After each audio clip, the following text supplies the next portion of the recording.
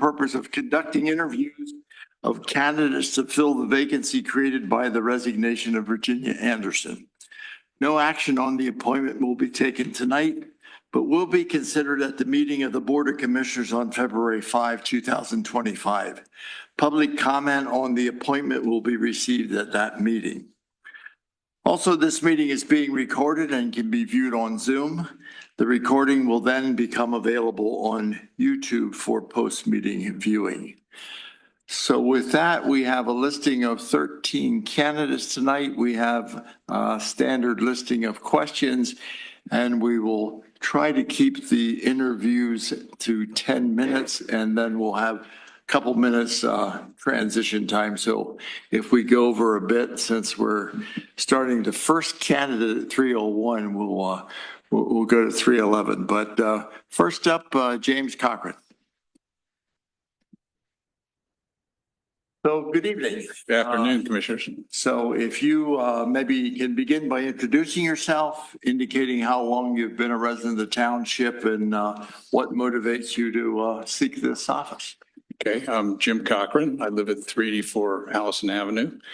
I've been a resident of Upper Allen for 49 years and a resident of Lower Allen for 11 years. So I guess I'm 60 years in the area. I'm motivated because I've previously served on the board and saw you had a need for someone to step in and pick up the ball, which I won't say fill Jenny's shoes because that's impossible, but pick up the ball and finish out this last year for her.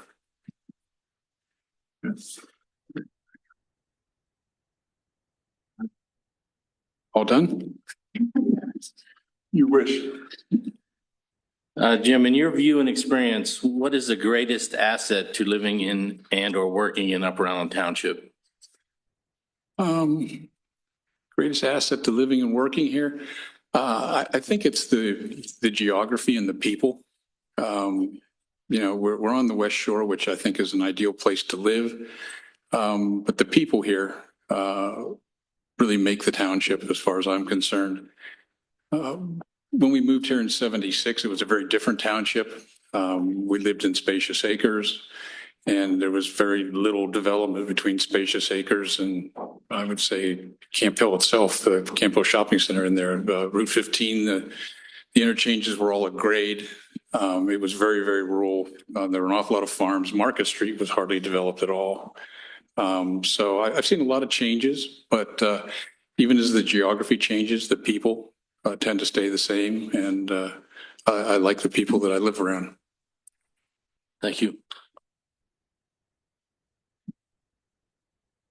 Sure, Jim. What do you believe are the biggest obstacles and issues for living and or working in Upper Allen Township? And how do you intend to solve them? What new ideas do you bring? The biggest obstacles for living and working here, I'm not sure there are big obstacles for living and working here. I mean, one of the big changes I've seen is the increased traffic. And I think some of that the townships managed to take care of on roads that belong to the township. On other roads, it's the state's responsibility. And oftentimes people confuse who's responsible for what. They want to blame the township for Market Street congestion or Winding Hill, something like that. But I think that would probably be the biggest challenge. You know, I hear a good bit about development, but I think the development is really, it's past its peak. There really aren't that many areas left to develop anymore. And as I look around, I think that the build out and the developments that they have on the books right now is probably the most development we'll see in the next few years. Are you related by blood or marriage to any township commissioner or employee? Do you foresee any potential conflicts of interest or a need to abstain on some votes? I'm not related to any township employee. And to the best of my knowledge, I'd have no reason to abstain. The only other organization I serve on the board of is Mechanics Brigade Meals on Wheels. So, I mean, if that was a separate line item or separate vote coming up, since it's just a line item in the budget, then maybe I'd abstain. But wouldn't abstain from the budget as a whole just because there's one line item in there. Good, good. Anything else you'd like to say? I mean, we asked you some pointed questions, but you're familiar with the township. You've been here a long while. In terms of as you look at this, filling this appointment, Well, filling out a year doesn't leave you much time to do anything, but what I've tried to do in the year that I've been off the board is engage the public more and try and get more people to show up at meetings. It's unfortunate. I think I've been to 95% of all the board meetings and to a number of the Park and Rec meetings and administrative committee meetings, and the average attendance tends to be 5, maybe, if we're not counting people that don't have something to present to the board, and I don't count them as being residents. I pushed hard for the video system we have here today, but you go back and look, and the average viewing, except for one event, it runs about 56 people. And that's, in a township of 23,000, that's disappointing. It's disappointing more people don't take an interest, don't come forward. The one meeting had 191 people, so we almost made 1% of the population, but even that, I'd like to try and see if there's something more that we could do for transparency. I pushed for that. I think an idea is perhaps to make the township minutes, which are the official record, searchable online, so that if you have a topic, you can go in and you can do the search. Right now, when I go in and search things, I have to go to the dates I think that something happened and scan down through. And I think that's probably possible to do, and that might help. But it's disappointing that we can't get more people interested and come and participate. great. Okay. Do you have any questions of us, Jim? No, I've some trivia. I think I've been on the board longer than any other citizen in the township except Ginny. So I've been around, seen a lot of changes. One thing that when I got on the board, I was surprised to find that financially the township was really in trouble. And we worked our way through that, got back to a solid financial footing where we're doing good financial planning, and I hope to see that continue. Great. Okay. Any closing questions from any board member? Yeah, quick question, if you don't mind. Sure. You've been critical of some of the board members on social media, and I'm wondering if appointed to fill Ginny's position, is that something you'd consider dialing back in the spirit of cooperation? Oh, I'm willing to cooperate. I'm just not willing to let a lie pass. I think there's facts and there's opinions. And when you confuse your opinion with a fact, I think that does a disservice to everyone. I was kind of hoping for an olive branch, but I do appreciate your candor. Anything else? Yeah, I have a question, Joe.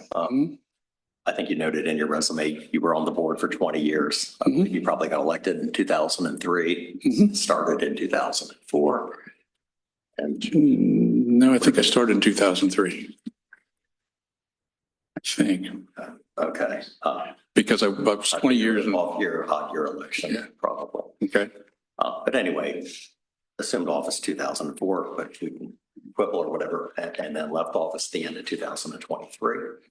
So, and I'll give you a copy of this. But when you came onto the board, the Upper Allen Township municipal tax rate, the millage was 0.244. When you left the board, the millage rate was 2.65 mils. So nearly a tenfold increase in the millage rate during your tenure. Correct. And how do you explain that? Actually, I'm glad you brought that up. There's several issues there. One is the prior commissioners felt that their duty was to try and compete with Hampton Township to keep the taxes as low as possible. And as the township had grown, they actually reduced taxes twice. When I got on the board, we were at the point where we couldn't make payroll unless we passed the largest tax increase that's ever been passed in the township. There were 3 of us left on the board at that time. there were two members that were subject to an ethics committee investigation. And after that investigation, they resigned. So it was Ginny Anderson, myself, and Joe Chick, who was an appointment. We didn't need a vacancy board because those two of us left, decided that Joe was the candidate. And Ginny and I voted to put enough money in the budget to pay people and to make the township viable.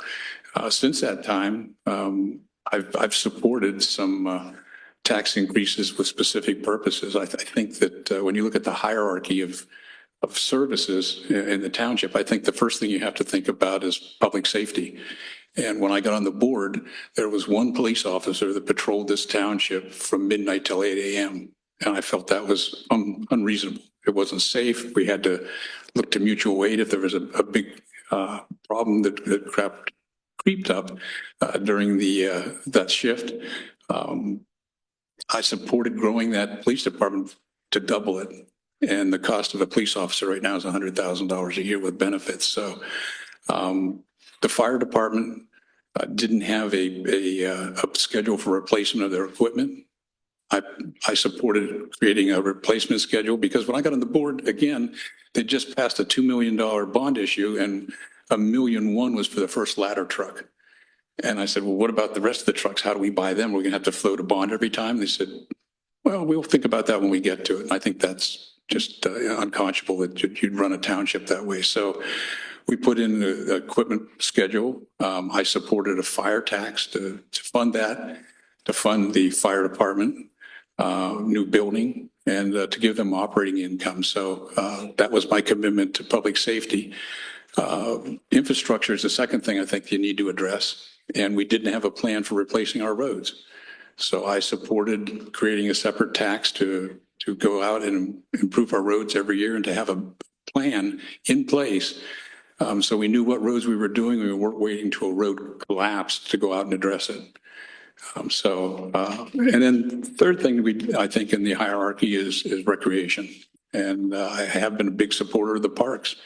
And we put, I think, $0.1 million away now for the parks so that they have dedicated funding. So yeah, I've watched the taxes increase. The taxes are still lower than the borough. They're still lower than East Penn, the borough. There's a number of municipalities that are lower than, but I don't know where they started. I don't know what their issues are, but I think as far as the issues in the township are, I think we've done a very good job at holding taxes down and have gone sometimes several years without raising them. But we did have one big tax increase that contributed significantly to the numbers that you brought up.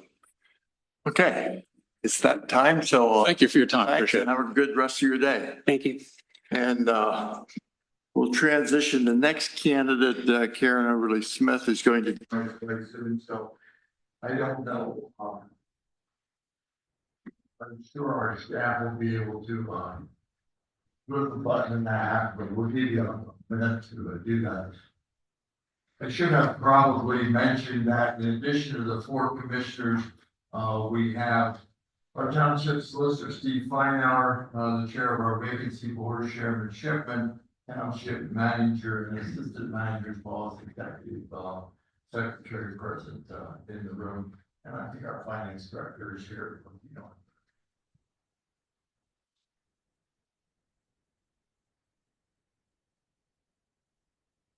There she is.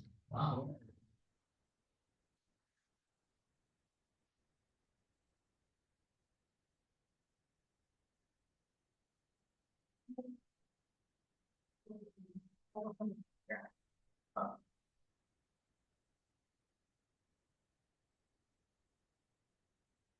Appears to be muted, but I don't know if that's from our end or her end. No, Carrie, can you say something? Great. There we go. Good afternoon, Karen. Good afternoon. Oh, wow, it's working. It's amazing what we can do in Upper Island Township, eh? So I appreciate that you made it available on Zoom. Thank you. that's what technology should do, is help accommodate issues like this. So it's nice to see you remotely, and I'm sure as heck hope there's someone somewhere in the world, but we'll wait on that. I'm inside. We're finishing in for the week. We'll be coming home tomorrow. Okay, good deal. So Karen, I thought we might begin, by having you introduce yourself, maybe indicate how long you've been a resident of the township, and, what is your motivation or interest, for serving in this, vacancy, this capacity? All right. My name is Karen Overly Smith. My address is 855 Oak Oval, Mechanicsburg. And I'm a resident of the township for about 6 years now.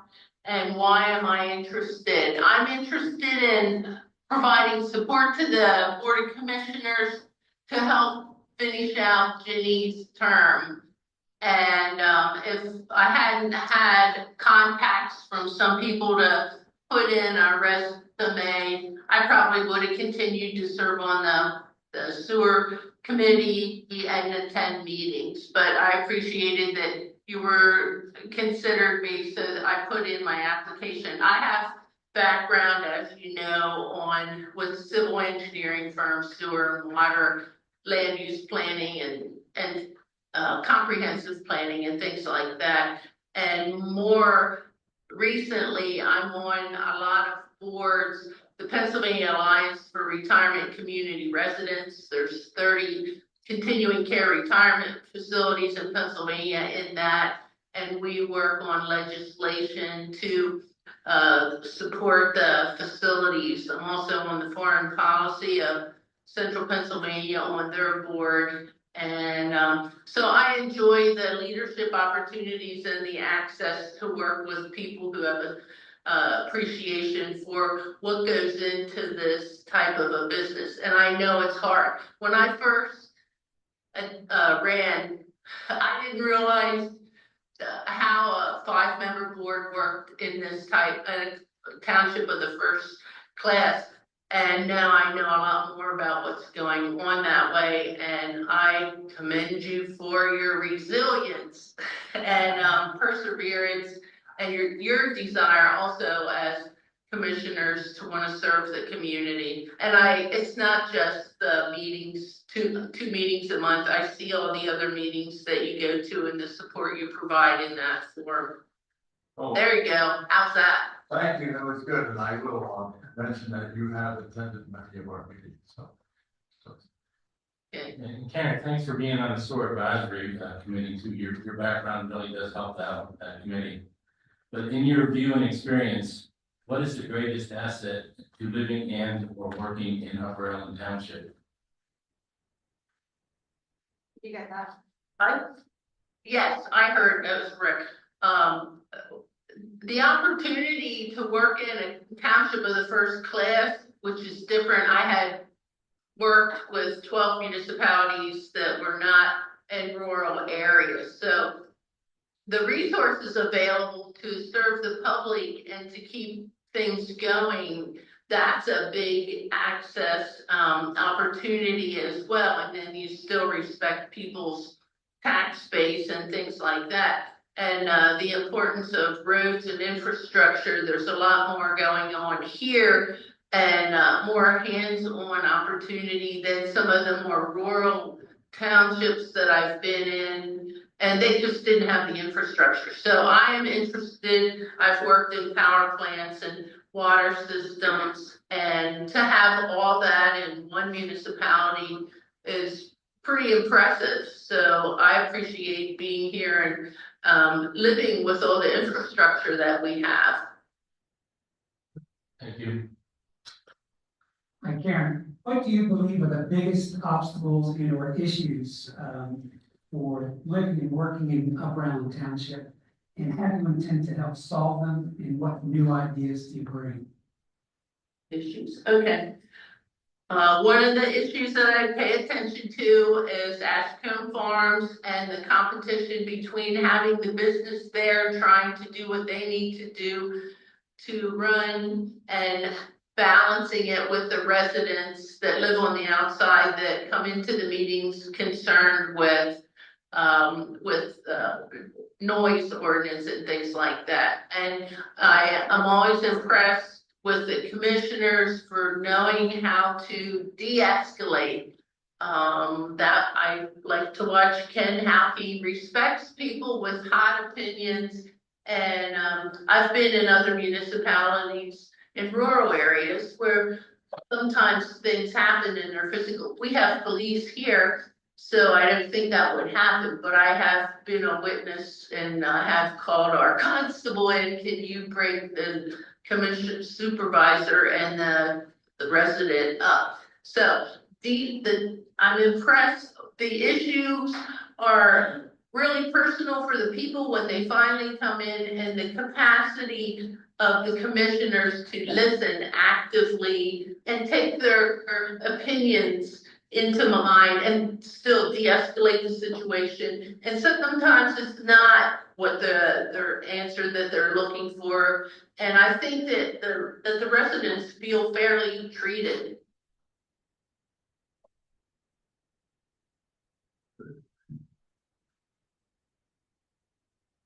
I can't hear anybody. No one Can you talks. still hear me? Yeah, no one's talking. Okay, okay.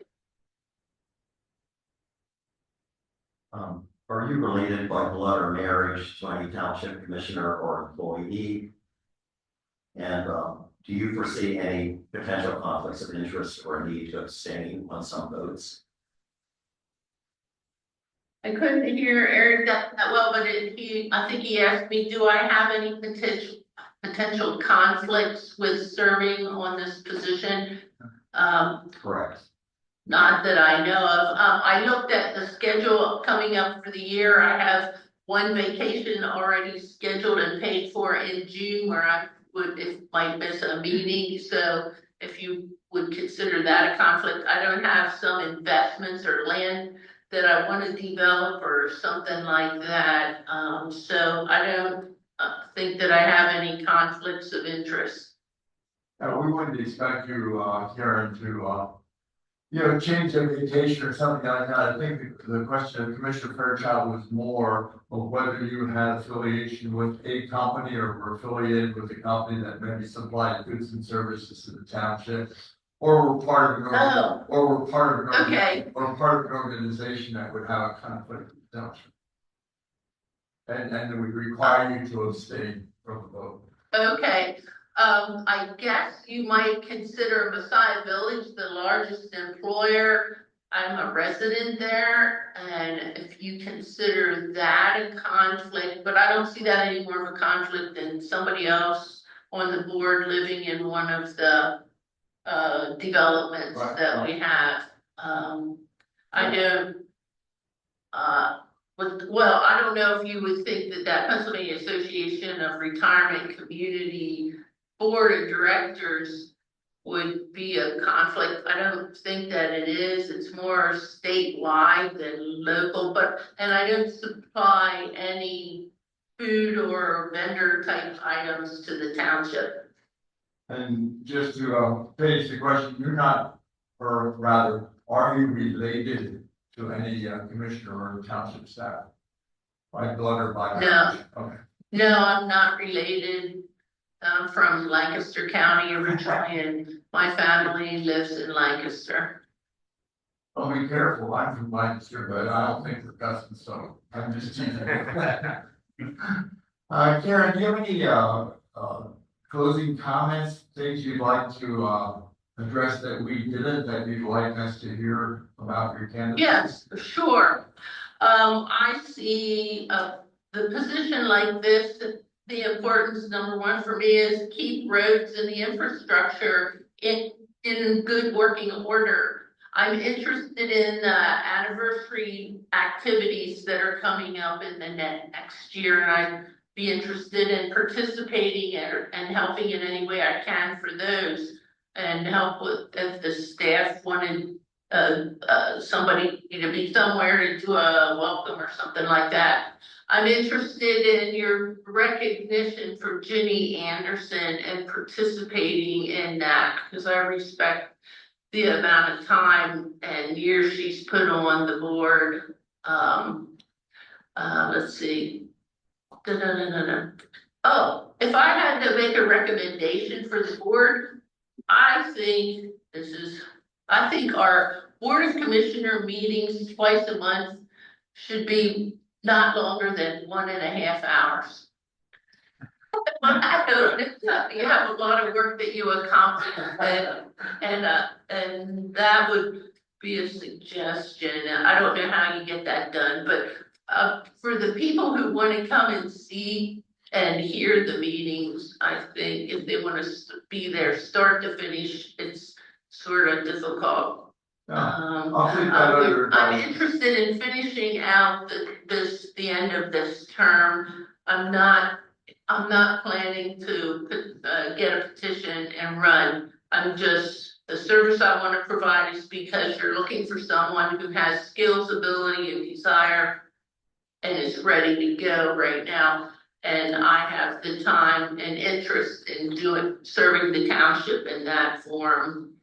And so that's what I have, and I appreciate the opportunity to interview with you today. Well, thank you for taking out time to do that. Does anyone have any concluding questions that we could go ahead? Phil? Yeah, sure. Karen, my understanding is that you recently participated in the homeless camp of Cumberland County.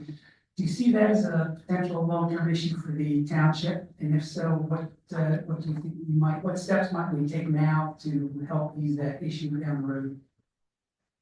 I didn't hear, what was the issue that you mentioned? He asked about homelessness in the township and what we do to. What would I want to do with that?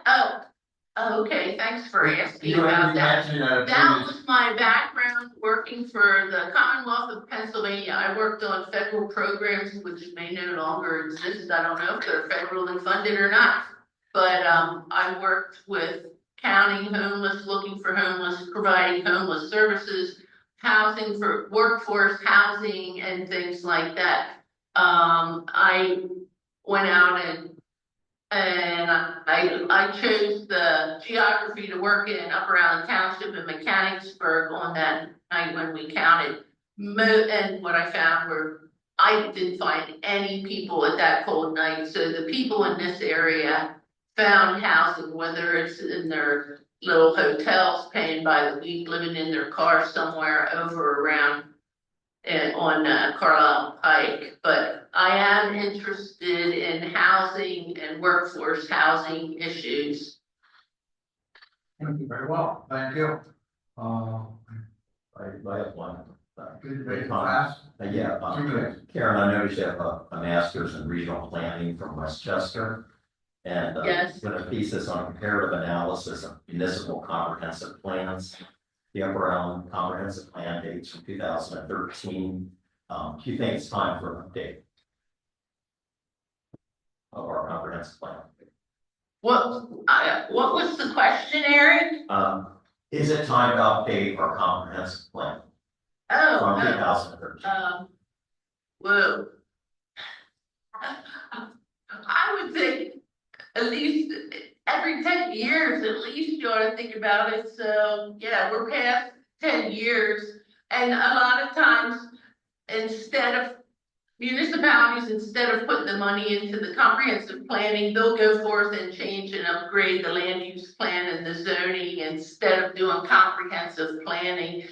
And for me, that's putting the cart before the horse, just from my education and my background. But I've seen many different ways the townships operate, and many times it was in that form where they would do the ordinances and the comprehensive plan sort of sits back there. I'm also interested in the planning for sewer as well, and we do the planning for the sewer, and the engineers keep that up to date. We have to report on that all the time. So if you don't have the time or the desire to do the township comprehensive plan, you're doing the sewer planning, so that still is part of the success and something that we're looking at. Thanks, Karen. One of my jobs is to be the timekeeper, so we're up against the time. You filled up the 15 minutes well. So thank you for joining us, and we will be in communication. Thank you. All right. Thank you. Bye-bye. See if your clock agrees with my clock. Yeah, there it is. Perfect. I was going to say Judy Bailey, but I know it's Martha Bailey, so, All the same. yeah. It was my mother's fault. She had three daughters and she called us all by our middle names. Oh, wow, interesting. It's her mark on the world. Well, as you can anticipate, why don't you go ahead and introduce yourself and tell us how long you've lived in the township and also why you're interested in this position. I am Judy Bailey. By most people that know me, it's sort of a secret. M. Judy Bailey is Martha. I've lived in Upper Island Township since kindergarten. My family's been here. I was out and went to school and I lived on the East Shore for a while, but I've always been rooted here. My family's been here. I live on the property that my parents had on Lisburn Road, 450, 418 East Lisburn Road. And you're interested in serving in? Oh, my interest in serving is I just have been asked by other people in the township to offer my skills. I guess I have skills. But I'm most recently affiliated with the Cumberland Valley Rail Trail. I'm the chairman of the South Mountain Trolley Greenway, which is an organization we're trying to open up a trail between Mechanicsburg and Dillsburg on a former railroad trail, former railroad bed. Here's an 8-mile stretch, which would offer economic boost to the community as well as just the whole be great. So I've learned a lot. I've looked at a lot of maps. I've worked with a lot of engineers and I see how all this planning goes on. I've been to a lot of township meetings, not so much Upper Allen, although I've been to Upper Allens. I've been to Monroe and Carroll Township and Dillsburg Borough a lot. Thank you. Yeah, your background in the trails you definitely have the experience to do this. So in your view and experience, what is your greatest asset to living and or working in Upper Island Township? Well, Pennsylvania is a growing state. Cumberland County is the fastest growing community in Pennsylvania, and Upper Allen is key of that, in which it's filling up fast. So we have the opportunity here to learn some lessons of the way things have been done in other communities as we finish up our land use. There's not a lot of open space. You have 20-some projects going on right now, and there's not a lot of other land that's going to be available. So we have the opportunity to do it well, and I think you're doing it well. Sure. So that's the biggest asset I see is that here's the opportunity to, I've been here since the cornfields were here and all that, but I've been other places too. And I like the resources to look at other communities and see how they've done things. For instance, the communication is a huge problem. Why do we get people to come to these meetings? Well, we're not the, I did this in the hospital too. So we have a local government here. How does local government get people to come? Well, we have to ask other local governments. There's lots of local governments. How have they been successful in bringing people in? Are they sending out requests for emails with their tax notices? Do they have a website? What do they do? I know they have a great website, but what do they do I'd like to integrate those kind of things. I'm a resource person. I'm not the smartest person in the room, but I'll find the smartest person and ask them the questions. That's the way I operate. Quick follow-up. Is there a municipality that stands out in your mind that has done what you suggest well in terms of preserving open space and making sure that we have? Waynesboro comes to mind. Waynesboro In Franklin County? Yes, comes to mind. Thank you. They had 20-some empty storefronts 5 years ago, and now they're down to less than 10. They have a big community action thing. They have a big outdoor area that they have a pond and they do nature program stuff. But I went to a meeting there and was just shocked about how comfortable they were and how they had built their community. Thank you for that. Mm-hmm. Sure. What do you believe are the biggest obstacles and issues for living in or working in the township?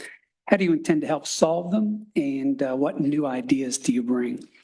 Well, the biggest obstacles are definitely the traffic, keeping up with our aging infrastructure, and communication here with the township. look, I'm a citizen just like everybody else, and there's federal issues and there's state issues, and there's local issues, and I can only deal with my local issues. I think that's where you can make a difference in your real life and your community and your family. So I see building open spaces in this area, maintaining the open spaces would be the hardest thing to accomplish. And that's what I would like to have an educated, well-done open space conservation in the area. Judy, are you related by blood or marriage to any township commissioner or employee? Do you foresee any potential conflicts of interest or a need to abstain on some votes?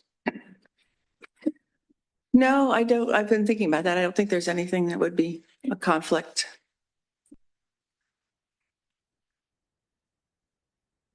So we've asked you questions. Do you have questions of us or do you have comments about an issue or something that we didn't cover? I admire the board. I admire the time that you people put into it. And, it has, just in considering it, I mean, it just fulfills your heart with how much you have to commit to a responsibility like you have. And I've questioned whether I really want to do that because I have other things going on. I'm a grandmother and I have my grandkids here in the township and lots going on, but I do have that commitment and I'd be happy to join you. But I think you have some other great people. I'm really excited to meet the other people that have come forward and looking to help with the board. Great. Any other comments? And I'm retired. I wanted to say that I'm retired so that I have There's nothing wrong with availability. that. No, it's a good, I think it's, I was looking at I'm a list person. I do a lot of writing and everything's in my head. But what would I be bringing to it that I am accessible? I can come to meetings during the day and that sort of thing. Thank you. Judy, what trail opportunities do you see in Upper Allen, if you see any, at different places within the township? The trail world looks at connectivity. And what's happened in the past with planning is there's development here, there's development here, there's development here, and there's no way to get from one to the other. And people end up walking around in circles. I walk in circles. I go walk every day in the township for about 2 hours. So the connectivity potential is there to go from, in my mind, I've thought about this, from Winding Hill and Autumn Chase, maybe down along the railroad track, maybe down through Grantham, maybe all the way across to West Shore E-Free Church, maybe then on to my trail. There's one, but the idea is it's you look at a map and you find the connectivity areas and develop them. And most of them are there. If you ask the kids in the neighborhood, they know because they ride their bikes. So it's a matter of planning and making the connectivity. My trail is 8 miles, the one I'm working on, but it's set to connect in Mechanicsburg, go to the river, go across the river, and then connect with the Capitol Beltway. It's also designed to go from Mechanicsburg to Carlisle along the turnpike, and then attach to the Cumberland Valley Rail Trail, which then goes to Shippensburg, and then to Chambersburg, and on to Hagerstown. This is the next 10 years. This is the plan. And that's how it also has a spur off to go within the high school, and Curiously, lots of potential. Where does it cross the river? There's a bridge that's now a railroad bridge. The It's Walnut Street Bridge? It's not Walnut Street Bridge, it's No, the that- next one down. It's the one the train has been backing up onto right through Harrisburg Hospital. I can't remember the name of it. But there's a preliminary study going on right now, the feasibility study right now for that. Oh, yeah. Lots of pedestrian. Yeah. All right. Great, thank you. Thank you so Thank much you. for coming in.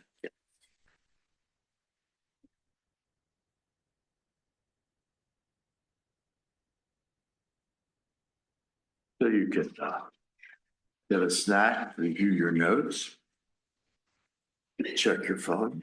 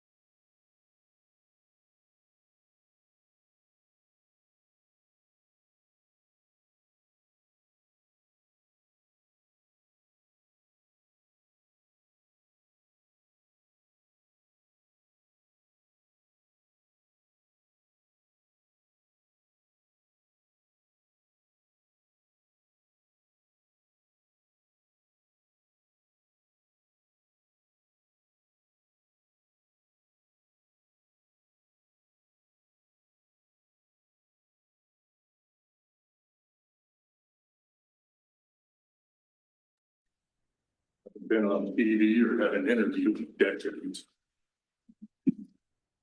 Hi, would you introduce yourself, indicate how long you've been a resident of township, and then why you're interested in this or filling this vacancy, rather? My name is Jeff Williams. I've been, my wife and I, here in the township for 15 years now, as of last month. I currently chair the Park and Recreation Advisory Board, and it's been my pleasure to do that most of the 11 years I've been on it. I have been a volunteer or part-time employee or a career employee with local government since I was 13 years old, including my volunteer hours here. That's almost 60 years, which, can you edit that? That's 60 years. I am dedicated to public service, obviously. It's all I've ever done. And when this vacancy came up and there's a need, I am familiar with staff and appreciate them. I'm familiar with everyone on the board. And it's kind of my civic duty, but it's also an interest of me. I'm also retired, thankfully. And I would very much enjoy working with you all for the next 11 months. Thank you. Thanks, Jeff. I mean, definitely being on the Park and Recs, the chairman of that, I do enjoy how you bring your involvement from other communities and roll them into some of the stuff that we do. But in your view and experience, what is the greatest asset to living in or working in Upper Island Township? I've enjoyed the people. I've worked with a lot of communities, and while it's a generalization, I certainly love my neighbors, but through my work with the township and just being around for 15 years, mostly it's the people. I do enjoy the way you all have done your job. Otherwise, I wouldn't probably volunteer. I've worked with municipalities and counties where that feeling wasn't there and it was a chore. For me, this is a joy. I really appreciate it. Plus, my wife says it gives me something to do and keeps me out of trouble, mostly.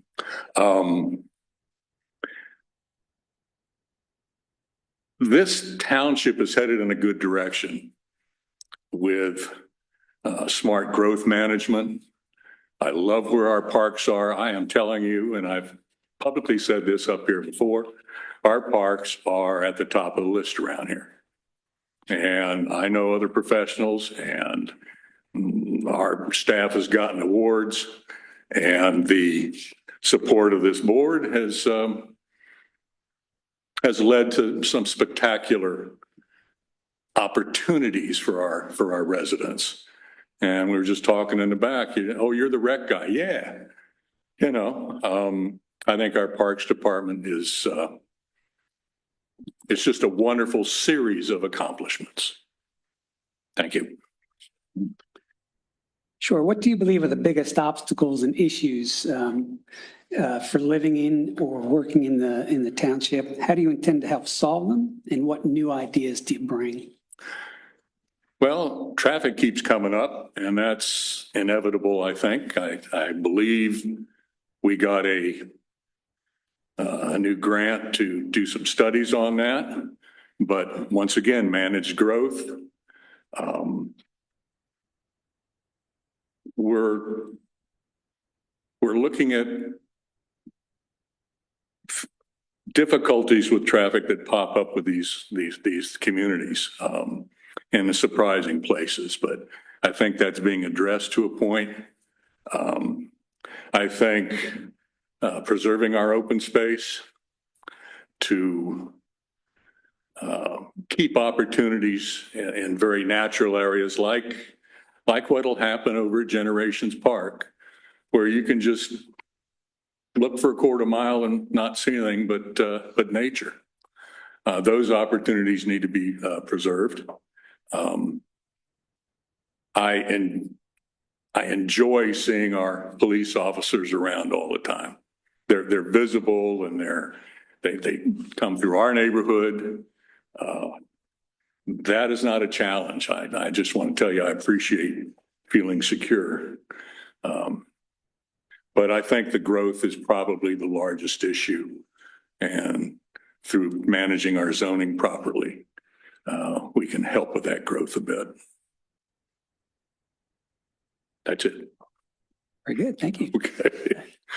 Jeff, are you related by blood or marriage to any township commissioner or employee? Do you foresee any potential conflicts of interest or a need to abstain on some votes? Well, I'm looking at four heads of full hair up there. I don't think we're related. I would foresee absolutely no conflicts of interest or any reason why I'd have to abstain from any vote. I'm just a quiet guy living down near Fisher Park, and I don't have too much involvement other than work here with the township. Good.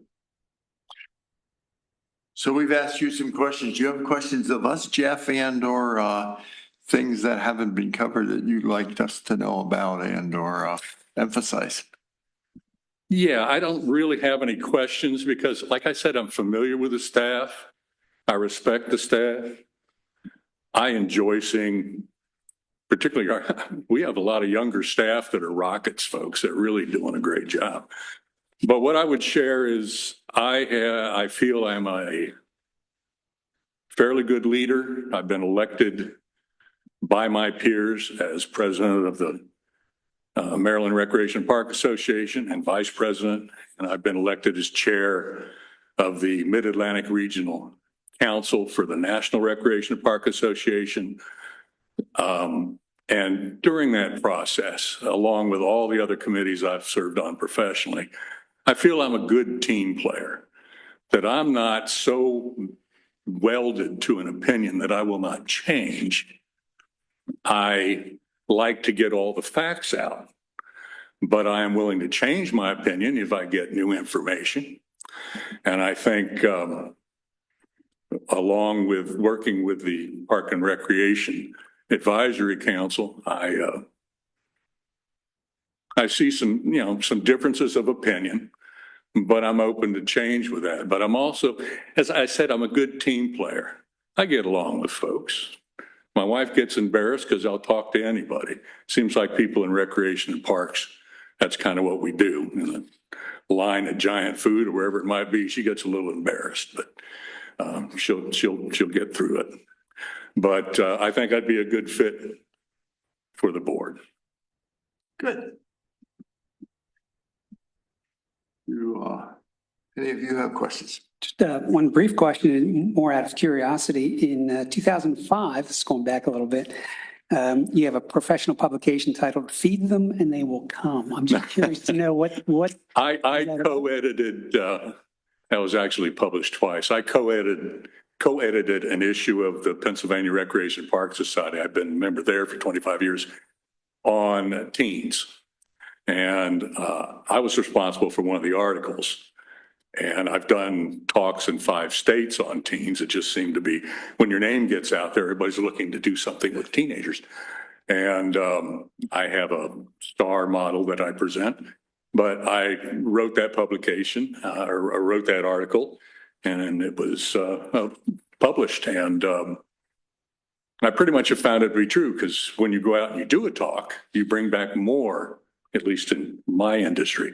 You bring back more than what you give. You talk about teens, everybody wants to talk to you afterward, and tell you what they're doing.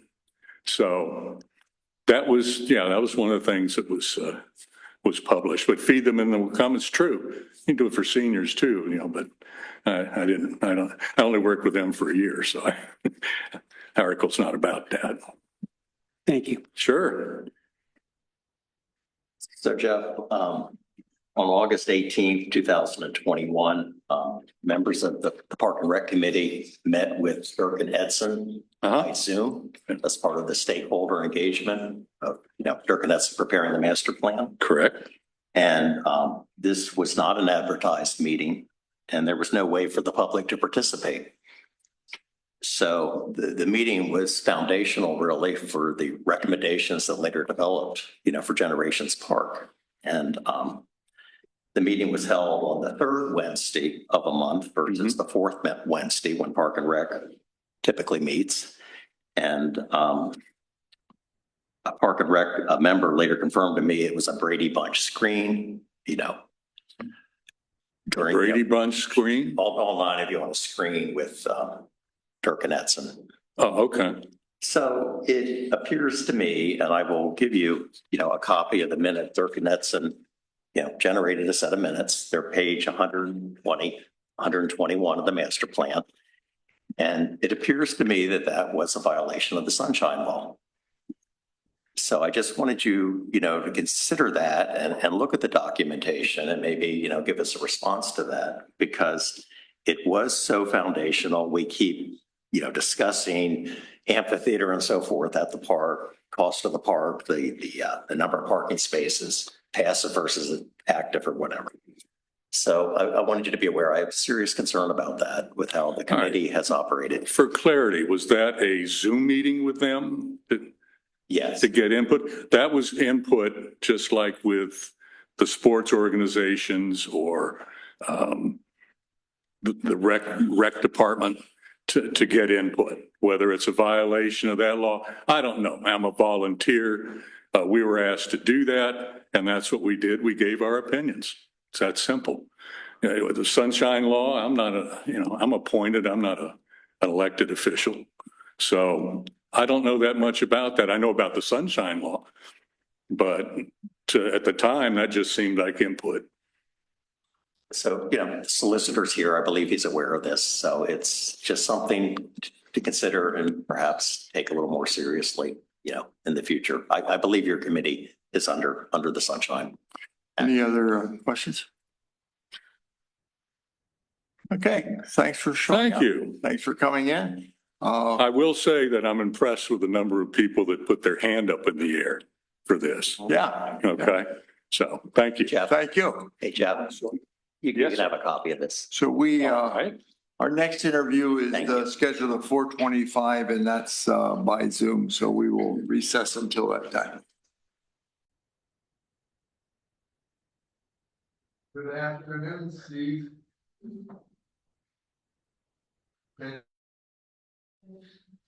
Yep, I can hear you. Sorry. Decided to get an hotel by the airport, and there's a lot of planes. Oh, my Near God. Atlanta. We aren't down near DC right now. That's a mess. Help me with your last name. Is it Connecticut Leisure or Leisure? It's leisure. Leisure. Okay, great. Well, welcome, and I'm glad you could join us by Zoom, and I'm pleased we have the technology that we can even do something like this, so that's great.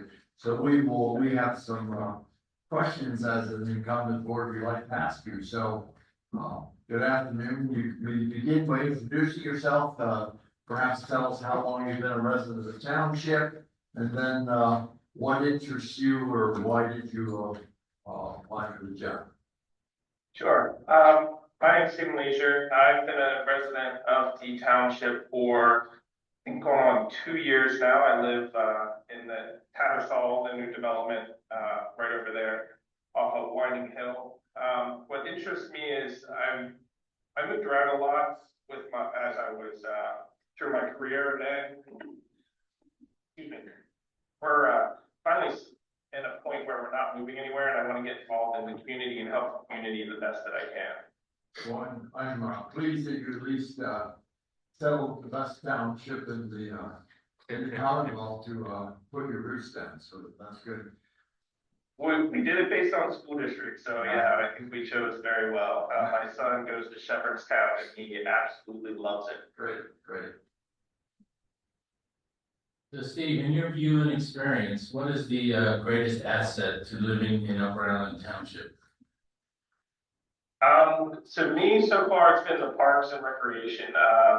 What the township has to offer with all of the parks, and both my kids played in the Keystone soccer over at the Friendship Park. That's been the main thing we've been really kind of involved in. Is I was a coach for soccer over there for my 7-year-old. But we've lived all over. I've traveled a lot, And I can say that out of all the places I've lived, the parks and just all the people I've met so far in the township have been great. And it's nice to see, it's a growing township too, you know, with Chick-fil-A right up there on the hill, and that's gonna be developed, and so. Great. What do you believe are the biggest obstacles and issues for living in or working in Upper Allen Township? And how do you intend to solve them? What new ideas do you bring? So I've never been involved in any kind of politics, so I bring a lot of my knowledge from 20 years in the logistics industry. I've grown several companies that I've been with. With the current company I'm with, I grew into, I'm now over top of, my warehouses are about $64 million worth of revenue a year. So the biggest thing I would bring is just listening to the constituents of the township and having a fresh outside perspective of everything.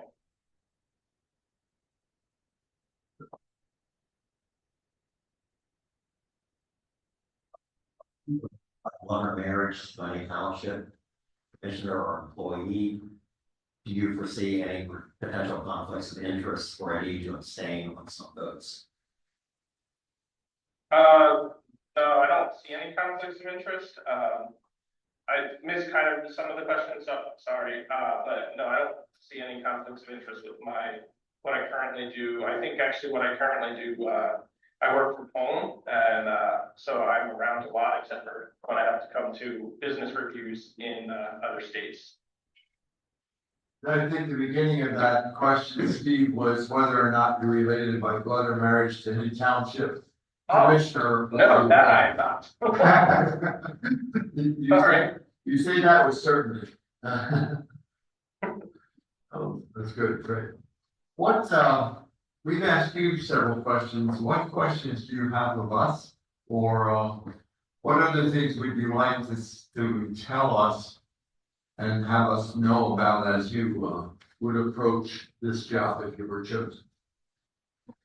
So, I guess one question I have for the board is like, what is the perfect person you're looking for to kind of step into this position?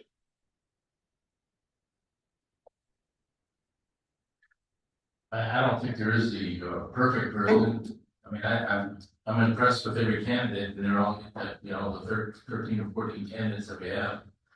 So. Yeah, I think obviously we want someone who is interested in the people and would view their responsibility of serving the breadth of township residents as opposed to a single interest group or two. And we're responsible for everything from, you know, infrastructure to public safety to parks and recreation, a whole variety of responsibilities. So it has to be someone that is not single focused and certainly not an expert in all of those topics, but we have a good staff and we at least have a communicative knowledge about those issues. So it has, I think it has to be someone that's broad-based and broadly focused. All right. Well, I think that of my years of experience with logistics and helping start companies helps with the broad base of, you know, keeping track of projects, keeping them on track, keeping them within budget. I do all of the financing and budgeting for all of my warehouses that I have now. So I'm very attuned to making sure that we stay on budget and within all the parameters that are set out from our customers. And the one thing that I'm great at is just getting out there, getting to know people, introducing myself, and just being someone easy to talk to and get to know. Great. What questions does the board have, Steve? I have one, Ms. Carter, or just your commentary, maybe, Steve, since we have you. We have a warehouse district, you know, along Independence Avenue that ends in a cul-de-sac. And then we have Allen Distribution on the other side of that cul-de-sac. And I think it creates an issue with more tractor trailers having to go try to get north or south 115 than if there was a connection. And it certainly be logistics effort to be able to connect the two, but it's really like teamwork or working with contacts in the warehouse industry. I believe they would see the cost savings of, gaining efficiency and moving tractor trailers. We certainly hopefully see a little less of them on some of our roads. So I didn't know if you saw that as something that may be surmountable as an issue, or if you wanted to take a look at it. Well, the one thing I've noticed living off of Winding Hill over in by Paul's Farm is definitely all of the trucks that are going to the auto auction that try to squeeze down that little road on Winding Hill. I think that one of the things that I see a lot of towns where I've lived is a lot of times that people grow their township before they really grow the infrastructure to handle all of that, like new housing and new developments and new warehousing, new anything in that area. And I think that what I've noticed so far living in the township is it's growing hand in hand. Like the infrastructure is growing at the same pace as the industry in the area, and housing is growing in the area. So I think that there's probably some ways to look into improving some of that traffic flow around, especially down there by the sheets, where all the trucks go in and out. And I know that I think that I saw a thing that there's a resolution to put in another warehouse across the street around that area as well. Yeah, and I'll just mention for an informational thing, we do have a grant during this next year. We will be looking at the next 6 months. We'll be looking at all of the traffic signals within the township. Hopefully, some of the congestion can be solved with proper timing or improved timing, but you are right, we have to keep up with the physical infrastructure as well. So thanks for that. Yeah. Any other comments or things you'd like to tell us in closing, Steve? No, I think that I would be a good choice, just not being new to the township, having different eyes from where I've lived all over the country can be a benefit. I haven't lived in one area for my whole life, which is not a bad thing. I don't mean that in any way, but seeing how some communities do it right and how some communities do it wrong, I think that's a benefit that I can bring to the board. Okay, good. Anything else? Well, yeah, I may just ask one more. Where did you grow up, and what communities have you seen that you think do it right? So I grew up in Gettysburg. That's where I started, and then went to BYU. So moved to Provo, went to school there, and then kind of jumped around all over the place. I was in Virginia Beach, from there in Ohio, Michigan, back to outside of Philadelphia. So I've been, and then back to Michigan. To be honest, one of the best places I've lived and seen that does it right is living in Michigan. Everyone there was all about the community and the community parks and the recreation and getting together at town and getting together as like developments and doing things in the community parks. I've seen that as I've moved here to Upper Allen as well, being in the Facebook group, seeing like the movie nights and the different things and the food truck night. So it's exciting to see the engagement of the community. Before I moved to Upper Allen, I lived in Hershey in Derry Township, and we were there about 1.5 years. And if you weren't going to Hershey Park, it wasn't the township didn't do a lot. It seemed like they just relied on everything. Everything had to revolve around Hershey Park and stuff. So I think that it's nice being in a township that actually focuses on the community and doing what's right for the community. Thank you. All right, we won't take more of your time, but thanks for arranging to meet us. And from our perspective, it was successful not having you right here, but we could see and hear you well, so, thank you for the technology, and, we will be in communication with you. All right, thank you. Have a great day. You as well. All right.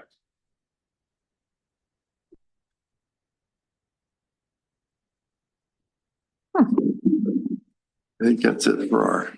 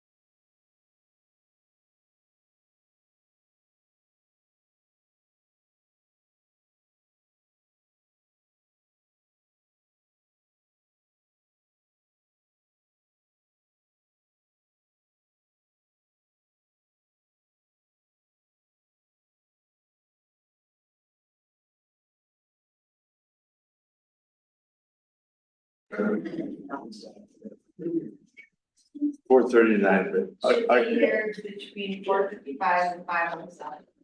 Great, they're gonna deliver. So we'll give a little bit of time.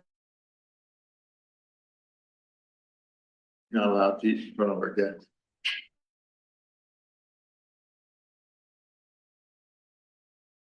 There we go. Fashi, one up.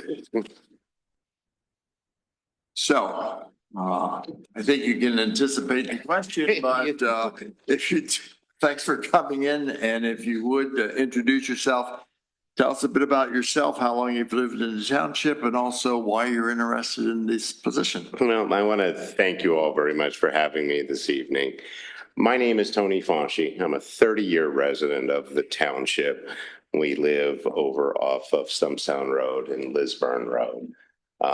My wife and I moved here and started our family and have raised our family. We have a senior at Mechanicsburg Area High School graduating this year, part of the undefeated football team at Mechanicsburg, starting linebacker. We were happy as hell. Also have a 14-year-old who's a freshman at Mechanicsburg. My wife and I have been here a long time. And when this position became available, I really considered and thought, why? And the one thing that kept coming back to me was right behind you, the crest of Upper Allen Township. Look at it. It's what we are. It's a community. It takes everything that we have here that is dear and part of the community, the farms, the open space, the businesses. That's why I am here. Township municipal service is so important. Government at that level is what really connects to people. It's the services, the infrastructure, what's needed to build a community and to make a place to raise a family. It's important. That's why I am here. I'm here because of that crest, this community, and the selflessness of local government, which goes completely unnoticed to a lot of people, but is integral to what comes tomorrow. That's why I'm here. Thank you. You've mentioned a lot of the assets that are on the crest there, but in your view and experience, what's the greatest asset to living in Upper Allen Township? The greatest asset is its community, okay? But it's also really, understanding what's needed, how to grow it, how to manage it.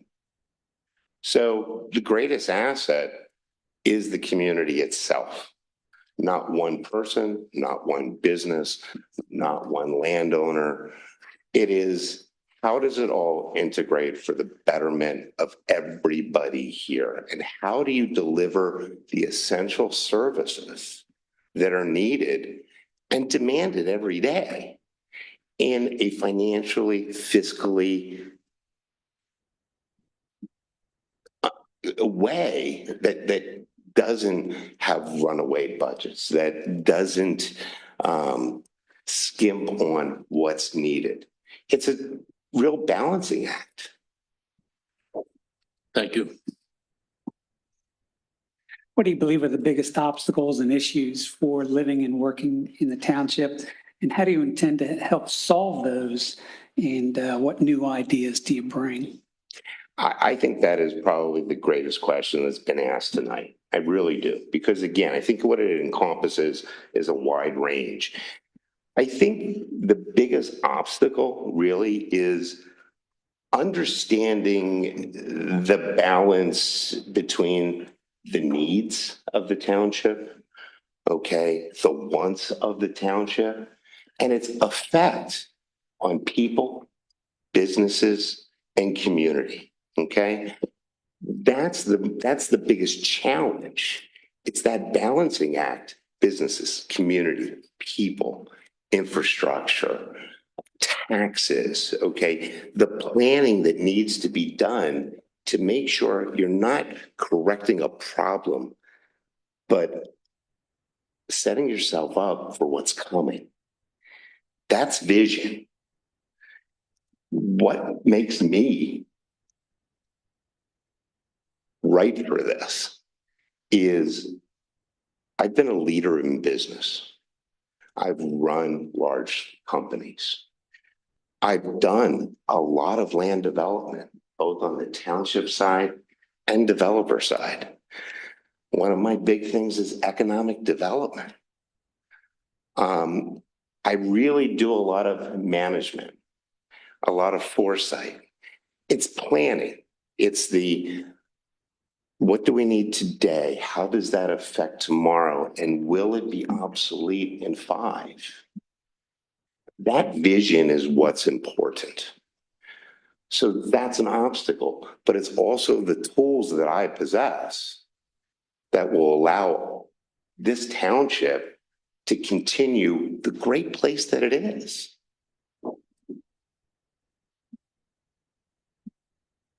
Are you related, excuse me, by blood or marriage to any township commissioner or employee? Do you foresee any potential conflicts of interest or a need to abstain on some votes? So I am not, I don't have a conflict as it relates to an employee of the township or the like. I think everybody does know that my wife is Cumberland County Commissioner Jean Fauci. That's not a conflict. Okay. So again, it would not affect my voting, I believe, here as a township commissioner. You know, what effect that has down the road with the township and the county, that's a different issue. But again, also what I do for a living, I'm an attorney, so I fully understand conflicts and ethics. And I think Steve can tell you, he's known me for a lot of years in this business. That's paramount to me. Okay. You have to have honor. You have to be open. You have to be transparent. And I'm not going to allow myself to be influenced by person, place, or thing. It's about information, gathering it, and making a decision that's best for all.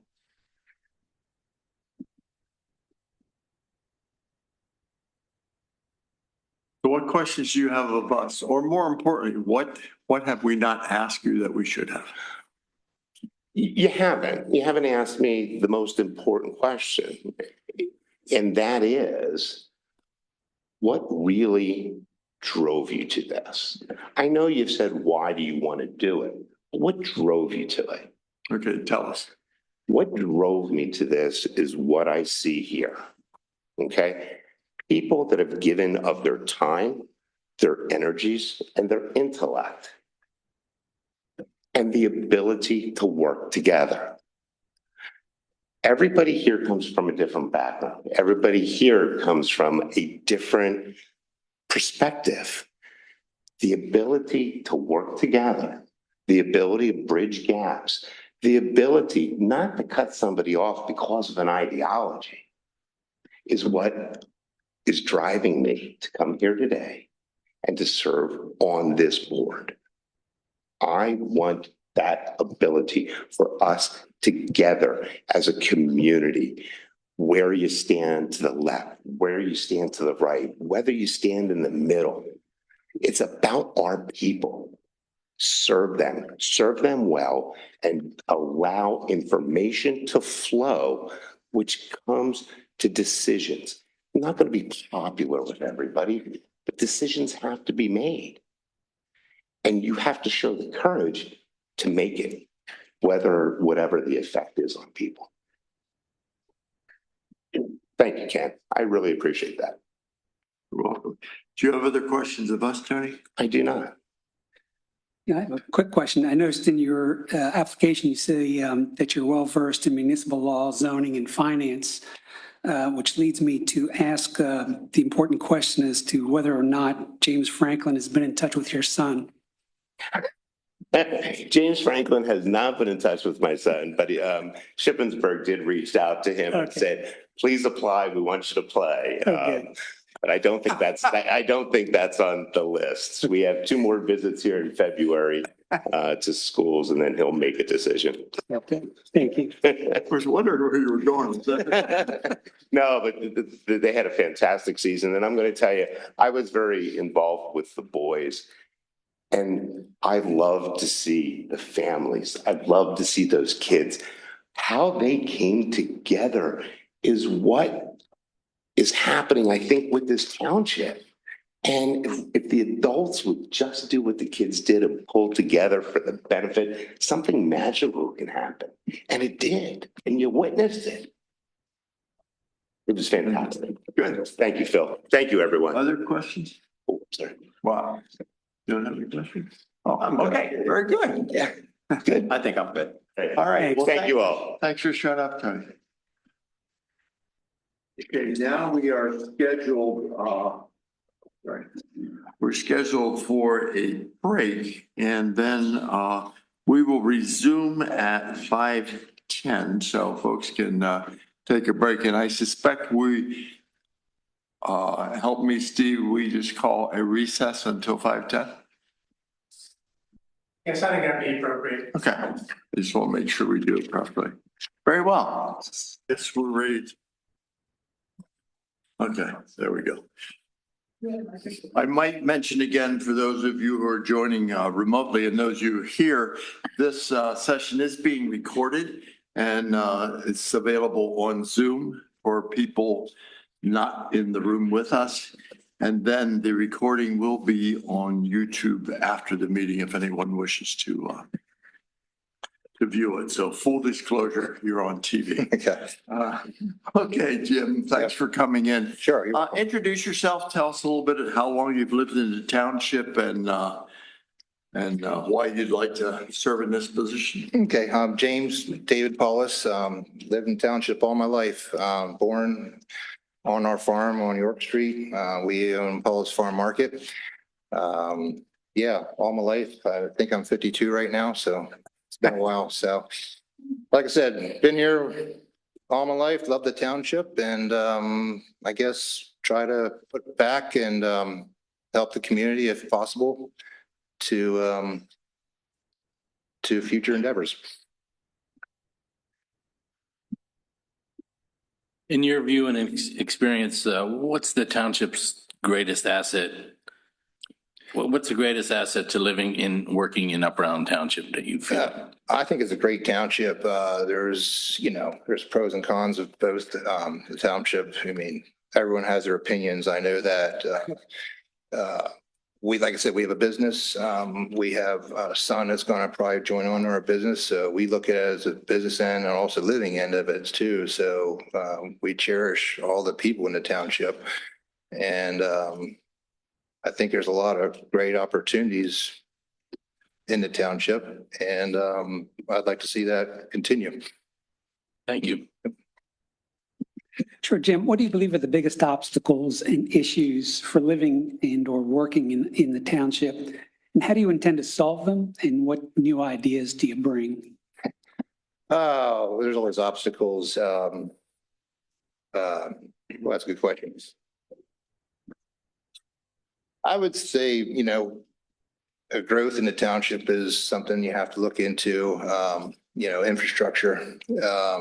Obviously, our farm market is located across. We walk across the street all the time. The roads are getting busier. I think all that has to be managed in the right way, which, I think it is, and I think it should continue that way.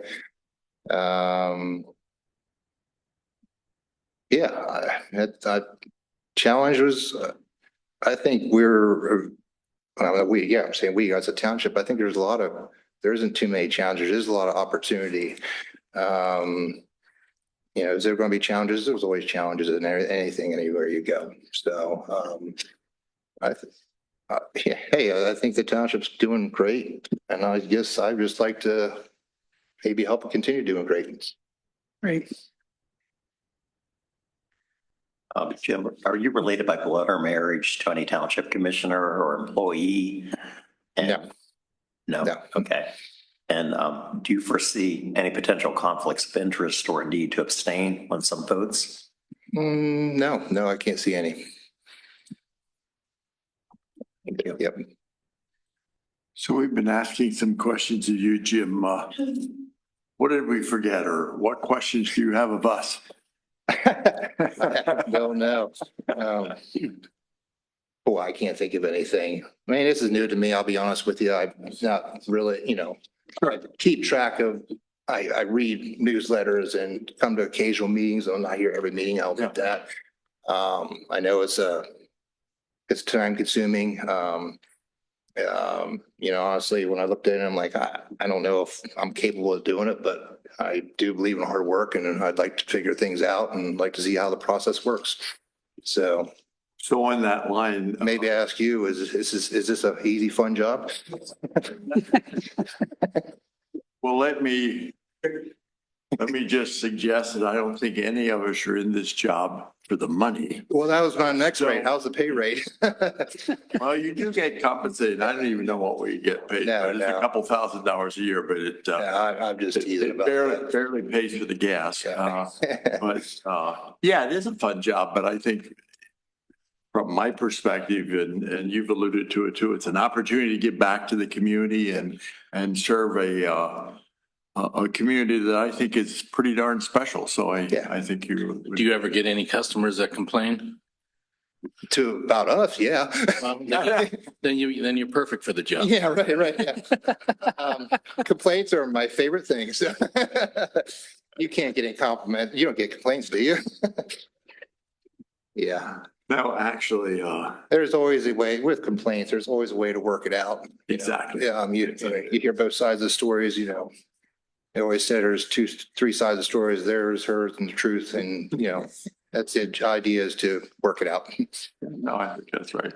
And I think one of the jobs that we try to do is at least give listening ears to residents and trying to see what we can, there's some things we can affect and there's other things there's no way we have any impact on because local government is just one entity within the whole scale of decision making. Right. Yeah, great. So do you have any closing comments or things you'd like to leave with us that we haven't talked about today? No, I can't think of any closing comments. Hey, you know, thanks for your time. I appreciate it, listening to me. I know there's a lot of people that signed up for us. That's great. I think they're all very, very qualified and it's probably a tough decision for everyone to make, but you know, we go with the best and just go from there. Thank Great. you very much. Well, thanks for taking the time to come in, Jim. Yep. Very briefly, if I could just mention, reading through your resume, I was very impressed. I had no idea that you have 40 staff members. Yeah, I think we just did our W-2s. I think we were up to 66.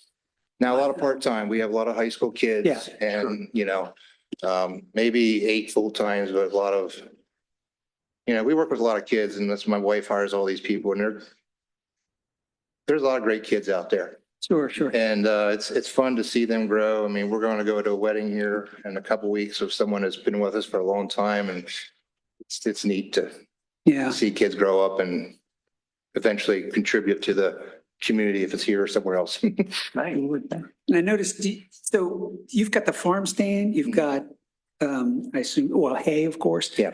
Do you have field crops? Yeah. Livestock? We farm about 1,500 acres. Really? We're in 5 different counties.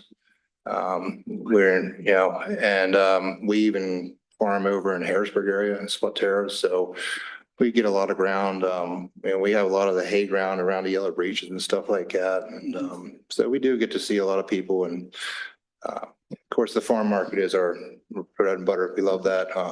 And my wife loves giving back to the community with teaching kids about where your food comes from and how stuff is grown. It's just amazing how people don't get to see that anymore. So, you know, I am a partial to open ground and farm, but I realize growth is part of the process of municipality and, you know, we wouldn't have as many customers if we didn't have houses around us either. So, all right. Good point. So, yep. So, all right. Thanks. Yep. Very well. Thank you. For coming in. Appreciate it. Yeah. Jim, I just wanted to say, I noticed on your resume, the terms active listener and growth mindset, which is kind of refreshing to see. Okay. But it just seems to me, you know many people. That means many people know you or the farm market. Yeah. That's what people come in and say, are you the owner? I said, depends what you want to know.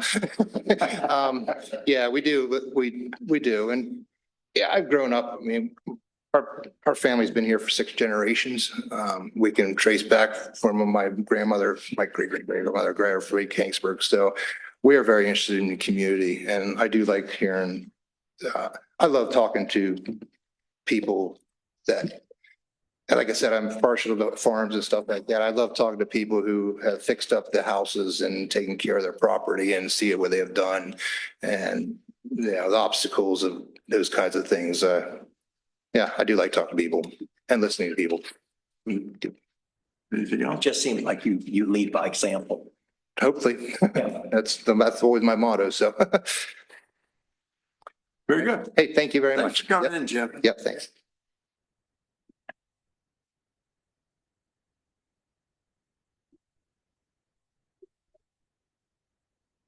Hey, Ken's here. Yes, so. Oh, you didn't want to come.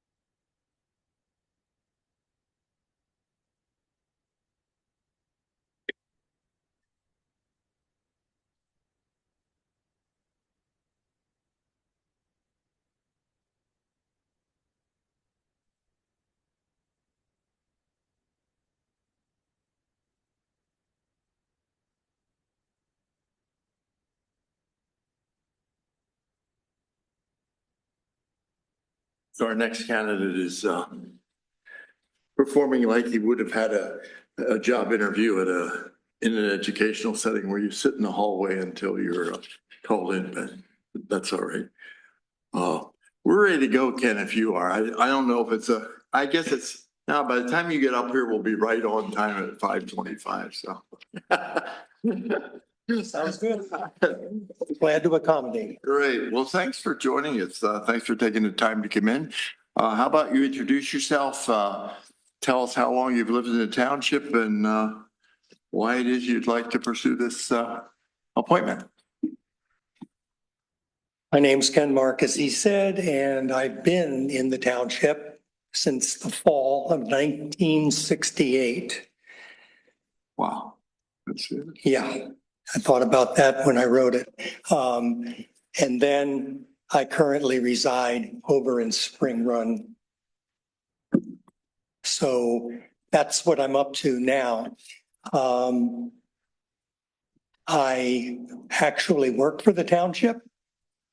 Back in 1968, Clyde King was the chief of police. Some of you remember that. And George Easton was holding the job that Scott currently does. And George was my boss. And at that time, I'm happy to say, when I came back to college from home in Palmyra, on this side and this side, farmland, all the way down through from here down to the bridge that starts York County. Back when I worked for the township, there were 9 parks that needed to be mowed. And I was the person that rode the tractor and did the sickle bar cutting along the shoulders so that things didn't get overgrown. I guess we'll say it that way. George was picky about that. I've served on the rec board when John Allison was the commissioner assigned to the board. And most recently, I served on the committee that wrote the current 10-year recreation plan. And that kind of brings us up to date, but for one part, probably the one that I'm known most for, and that is I was on the board on and off and on and off of the Upper Island Baseball Association, serving as president in my first stint after Ken served as president. And then I became the fundraiser. Having that organization grows, the money needs to be coming in. That was my job. And then, of course, coaching baseball, basketball to the youth of Upper Allen. As soon as I graduated in 72, up till October, a year and a half ago. So I've had a great career. Now, why do I want, or what interest do I have in pursuing this job? I love living, hello over there, love living in Upper Allen Township, and I really am concerned about its future. Over the past many years, we've seen unbelievable growth, and that growth has brought more houses, more people, more businesses, and along with that then, sewer, water, and road expansion, along with all the streets and all the new developments. Change is always going to bring with it upheaval, and we're going through that almost continuously for the last 10, 15 years as I've followed along the board. But the board has worked on that and continues to work on it. And unfortunately, that's going to be with us and the job's never going to end. It has to be done. I'm confident that my experience, interacting with a range of constituents from kids that are now probably adults and married, and their parents and grandparents, knowing all of them and my leadership qualities will bring to the board valuable perspectives and effective contributions for the board and to the residents of Upper Allen Township. That rounded out. Thank you. Thank you. Well, you must have been a successful fundraiser teacher because the Baseball Association they do that very well, still to today. When I left, we were at $80,000 a year. But how about in your view and experience, what is the greatest asset to living or working in Upper Allen Township? Wow. I think the rec program is a huge asset that I see. I think we're a first-class township, quote, and being that we have a tremendous police force, we have a great fire company. And then I love the parks and I love working with the kids, even still do, in the recreation program. Is that what you were? Yeah, that's good. Thank you. What do you believe are the biggest obstacles and issues facing living in or working in the township? How do you intend to solve them? And what new ideas do you bring? How long do you have? It's a huge responsibility with all the growth. What I'm concerned about, we have within both sides or this side of 15, we have the problem, in my opinion, of getting too many of those commercial trucking companies. That's a concern for me. We have a growing, and now we can put the word diverse population to deal with. I think that will be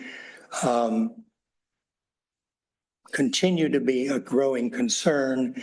Not everybody, as a teacher, I probably have, and I'm assuming this, that I probably have a better handle on dealing with diverse types of people because of my training and my experience dealing with those. And also as director of the museum, we had many diverse, from Amish all the way up to schools from inner city Harrisburg. I think that was good for me, but it's something that's going to be hitting the township even more. The maintenance of our streets and roads is a concern.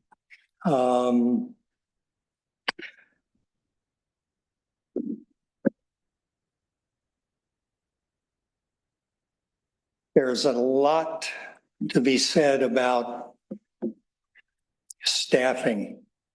Now, this was a Facebook post that someone put on after this last snowstorm. They said there aren't enough people to get out and do the plowing. You may have seen it. But staffing is going to be an issue. And there'll be even more staff needed as this township grows. Now, how do I figure out what I would like to sit down and do with the rest of you is to be able to expound upon the diversity that's coming. I think to be able to, I'm thinking of what people have said to me. How are we going to face all of these roads? And how are we going to fix them? We have a plan. I know you have a plan. Every year you do X number. But in so doing, when you keep adding, that pushes the horse farther down the road.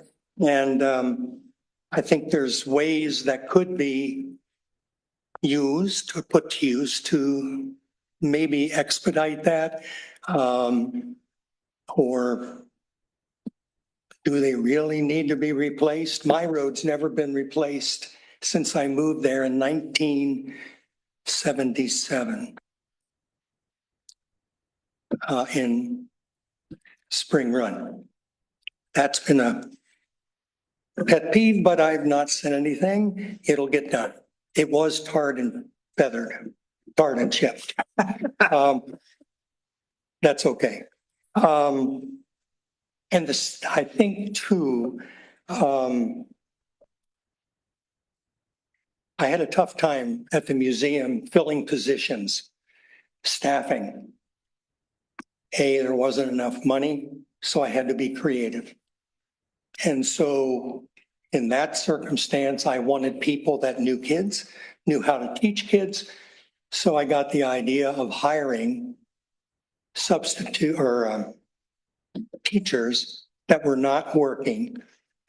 They could come after the kids get on the bus at 9 o'clock, 10 o'clock, our tours started. Those teachers would come in. They all had teacher certification, came in, led the tours, left at 2 and were home by the time. That helped solve the problem. Where did the money come from to pay for that? Gracious donor. Which was fantastic. But you can figure things out a little bit. Wrote many grants when I was museum director to pay for things that none of us knew were actually things that we need to do as a 501c3 entity. We learned a lot. Anyway, those are the problems, the issues that I see forthcoming.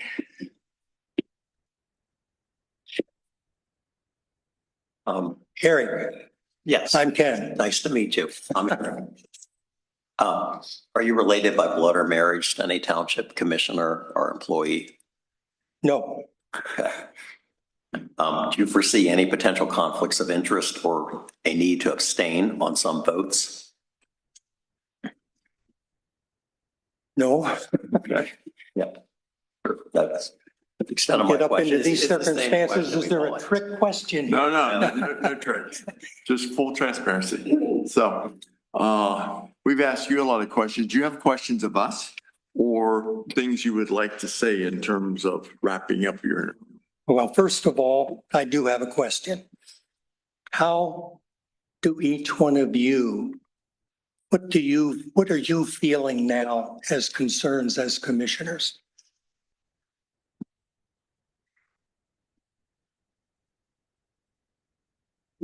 Compatibility, the ability to work with each other on a wide range. I think compatibility and the ability to work with each other on a wide range of issues is one of the most important things to me personally.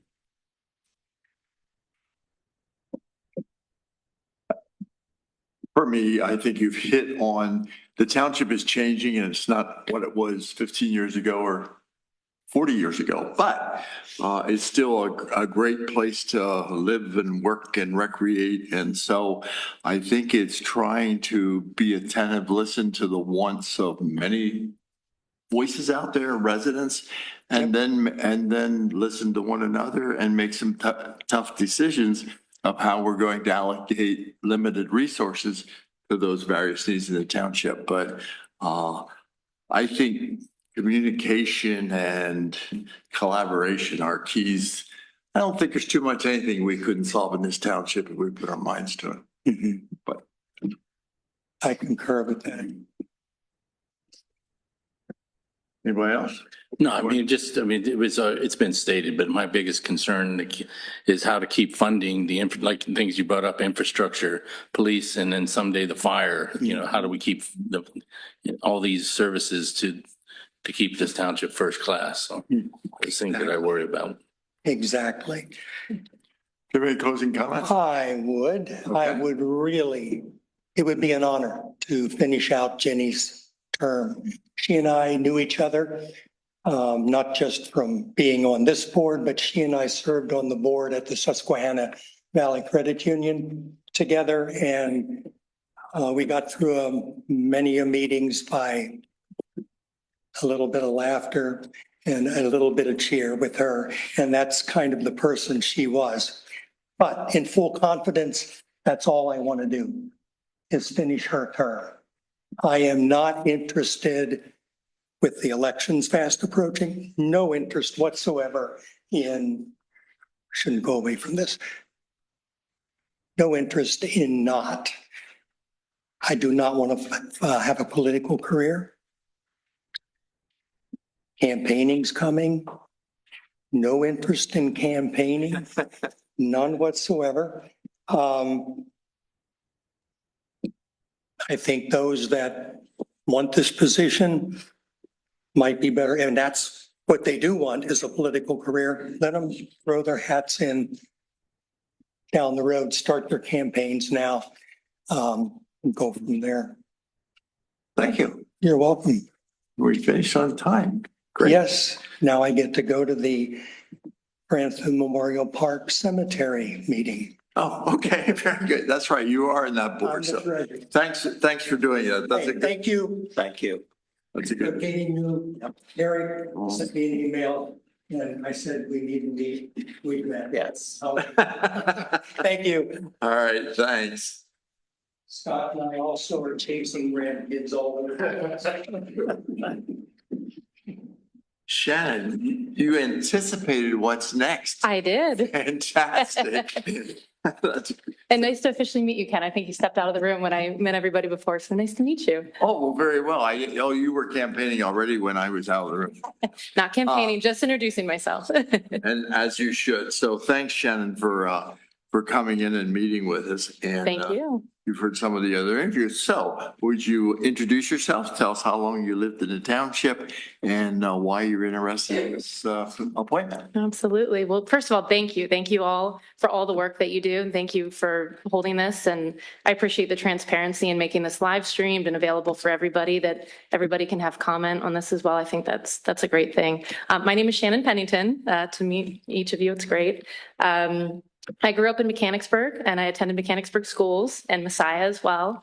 And then I moved down to the DC area and lived there for 4 years and worked in a nonprofit association, and then moved back to the area in 2015 and have been a resident of the township ever since. And it's a great place to be. It called me back and I had a great time growing up here. So I'm happy to be back and been here again for 10 years at this point. So Wow. yeah. Good. So as I mentioned, my experience is in nonprofit association management. And I think it's important to do meaningful work, something that can drive you, something that gives to a community, no matter what that community is, to better a community and to be part of something bigger. That's why I'd like to do this. I also have a 5-year-old daughter, so I'm thinking of the future and I've had my experience here and continue to consider this a great community, but I'm also thinking about our future generation and what we can do for future generations. And I just think it's a great place to live, and I'd like that to continue for a long time. Thank you. Yes, thank you. Well, I think you've heard, but the question is coming. In your view and experience, what is the greatest asset to living in or working in Upper Island Township? I am a huge fan of the parks. I think the parks program and just the natural beauty of the township. My property borders the Noggle Farm, and it's just absolutely gorgeous. And I look at that view often, and I think I want that to be preserved for years to come. But we just love the parks. I have 2 dogs, and my daughter, we absolutely love the parks. She plays baseball, so we've been at Fisher Park a lot over the last couple of years. And I just think it's an amazing place for kids and families and just communities to come together. Do you use the dog park at all? I have, yeah. I have. The open day was really nice, yeah. What do you believe are the biggest obstacles and issues for living and or working in Upper Island Township? How do you intend to solve them, and what new ideas do you bring? I think there's definitely a balance. Obviously there are a lot of resources, and I think you all do a fantastic job of allocating those. And I'm sure that is definitely an interesting challenge, but that's also an exciting challenge. I think one of the biggest things is conserving green space.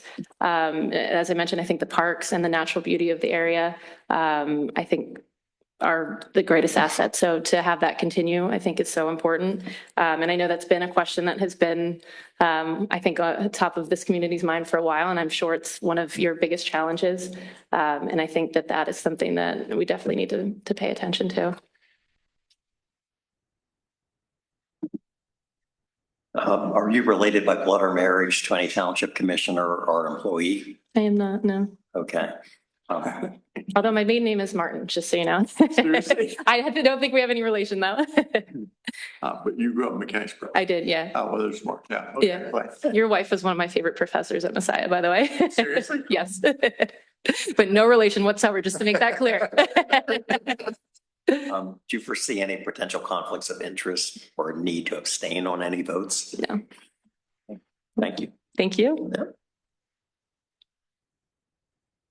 Oh, I guess that comes to wrap up. Wow, that went quickly. We've been asking you questions. What questions do you have of us? Well, that last question, I think, not the conflict, but the one prior was very thought-provoking. What do you all think? Like, what is your biggest challenge as you do what you do, and you do an amazing job? Well, and I think you've been listening to some of the other interviews, which is fine. It's a public process, Sure. but And that's great. I would think that as I stated before, at least for me, it's we're a growing township. Things change. They're going to continue to change, and so how do we be attentive to what residents want, and how do we inform them with facts of what issues we're facing and what some of the alternatives are? And so I think openness and communication are paramount in moving forward, but then also recognizing that we're not going to have 23,000 people all get their first priority, but it's a matter of balancing that in terms of what we can do, and recognizing that local government is one step in the public decision-making process, but there's state and federal government that we have to abide by just like citizens do. So it's that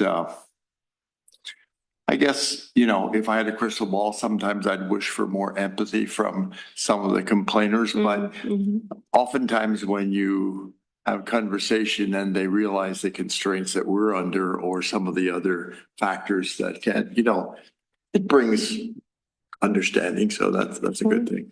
I worked at the County Commissioners Association. I and that, noticed that. And yeah, who was the chair when you were the executive director? the executive director was Doug Hill. Yep. Okay. I know You it know, well. yeah. But prior to that, I don't think I appropriately appreciated local government. I The think level, there's a lot of emphasis, as you said, given to federal and state, and local government is absolutely, I mean, there's so much that local government touches, and I think that's incredibly important. Shannon, I Yes. also noticed on your resume that you had worked at one point with Construction Specifications Institute in Alexandria, Virginia. And then in the descriptor, you talk about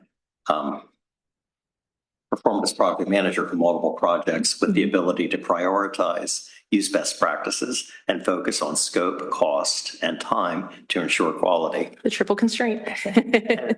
That just rang true for me from my experience. Yeah. A lot of these are very complicated issues, and to have that background is really an advantage. Oh, absolutely. Yeah, project management is definitely a passion of mine. And I essentially acted as the portfolio manager for our association. So managed our project management software and then oversaw held meetings to make sure that everybody, all the managers were meeting and providing updates to everybody and making sure that, every constituent needed what they needed. And yeah, it shows. Yeah. I have a question that's Sure. maybe personal. You don't have to answer, but I recognize that you have a daughter, and I applaud you for looking out for her, et cetera. But are you aware that many of our meetings are evening meetings and at night? And so I'm sure you've thought about that and don't see any issue with That's actually wonderful. Okay. That works great. Yeah. Okay. Yeah. Fine. Yeah. Honestly, I prefer the evening. So you don't go too late. Is there anything you'd like to say in closing in terms of? Sure. Yeah. Well, again, thank you for this opportunity and thank you for all you do. It's a wonderful community to live in, and I appreciate all that you all do to make that happen. Well, thanks, and thanks for coming in. Yes. Thank you very much. Thank you. I will pass along to Mrs. Martin here. Please do. Please do. I haven't seen her in so long, so please do. She's Thank doing you. she's doing well. Thank you.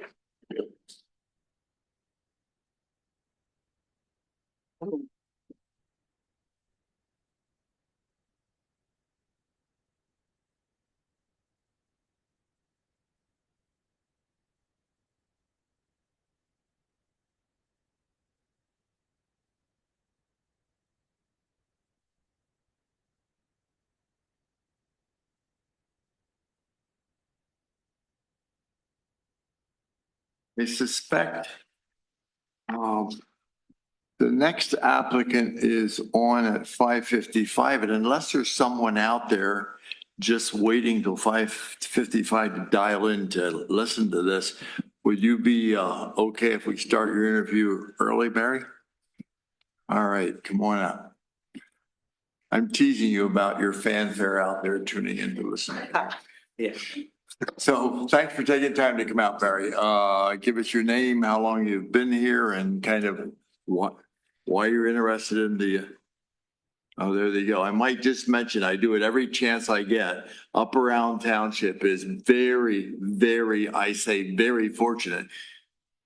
We're a township of 23,000 people, first class, and we have an all volunteer fire company. That's becoming more and more unusual. So, whenever you get a chance to thank those volunteers or give them a sandwich or throw some money in the annual fundraise, do it, because I will assure you, when we go to a paid department, it's not going to be without a tax increase. Okay, that was my campaign. I apologize for getting off track. Not a problem. Barry Strock, I've been a lifelong resident of the township. I actually was born down on the Failer farm down on Winding Hill Road. Oh, really? I moved from there when I was 2 years old. My parents bought the farm out on the Williams Grove Road for $6,000 because the Failer farm was for sale for $8,000. And that was back in the late 40s. So that's how long ago that was. The reason why I wanted to be a township commissioner, actually, I want to try it. I don't know what to expect. I don't know too much about government other than my PennDOT experience. And I got enough of that when I did that, but more than enough. I retired from PennDOT 10 years ago. I was an equipment manager. I ran 3 garages, repair facilities for PennDOT, Perry County, and 2 in Cumberland County. And of course, you all know I'm a farmer, been a farmer all my life, and want to continue to be a farmer as long as I possibly can. Good. Well, Barry, in your view and experience, what is the greatest asset to living in or working in Upper Allen Township? Well, I've lived here all my life. It's been good to me. I mean, my parents owned a farm before me and they were successful. I consider myself successful. So I'm happy that we have the township that we have. You mentioned the first responders and the police force. That's a great asset for this township, and I know it because I've used both of them. So, yeah. Thank you. Sure. What do you believe are the biggest obstacles and issues for living and or working in Upper Allen Township? How do you intend to solve them? And what new ideas do you bring? Well, communication is the big thing. If you sit down and listen to people, their concerns, you have to know the facts, but listen to their concerns and their opinions. And of course, I'm going to have my own opinion, and sometimes it's going to be different than other people. But I do it with common sense and resolve in getting through the problems that are presented to me.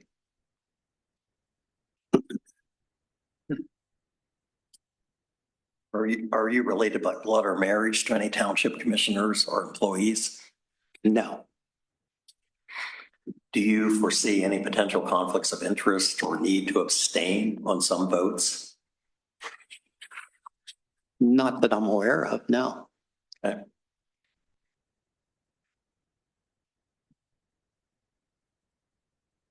Fantastic. So what questions do you have of us? Well, one question I did have about how much time in a week or a month do you guys actually spend on township business? Wow. Yeah, stump the board. That's a scary question. I never really thought about it. I think it works out to 17 cents an hour. I think I did a calculation once. Did it? I only get 13 cents, so you got a bunch.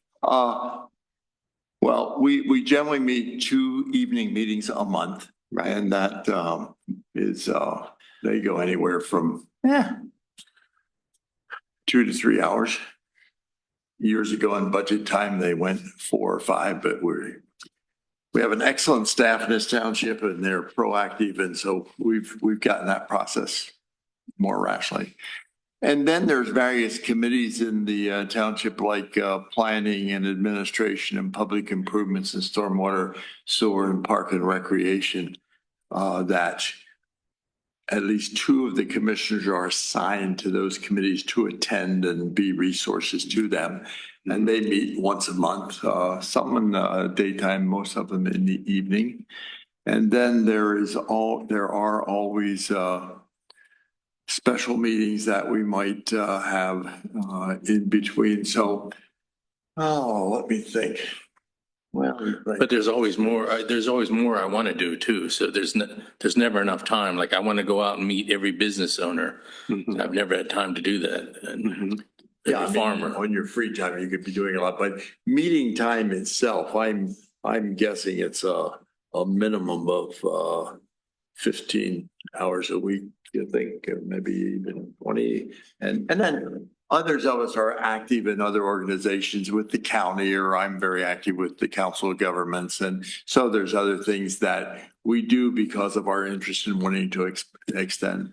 And then there's commissioners that meet with residents or homeowner associations. So you can probably spend as much time as you have available, but I think minimally, do you guys agree? I think 15 hours minimally would be about right. What do you think, Eric? I mean, it could be. I always tell people they can put as much into it or really kind of as little as they want to sometimes. I've seen boards operate that way, unfortunately, but I think you have great knowledge of the township. So that's not a direct answer, but I'd have to think about that one, Barry. Okay, well, I Maybe we appreciate should the go out, we should opportunity. go out time cards. What do you think? Yeah. Okay. Oh, time cards. Well, I was going to ask Barry, did you manage people at PennDOT, like in the garage? Yes, I and all did. that? So Yes, you've probably seen that dynamic, which I think. Yes, yeah, I was involved with, of course, I was a manager in the county office. So I got involved with a lot of people, a lot of discipline, a lot of, just proactive with everything.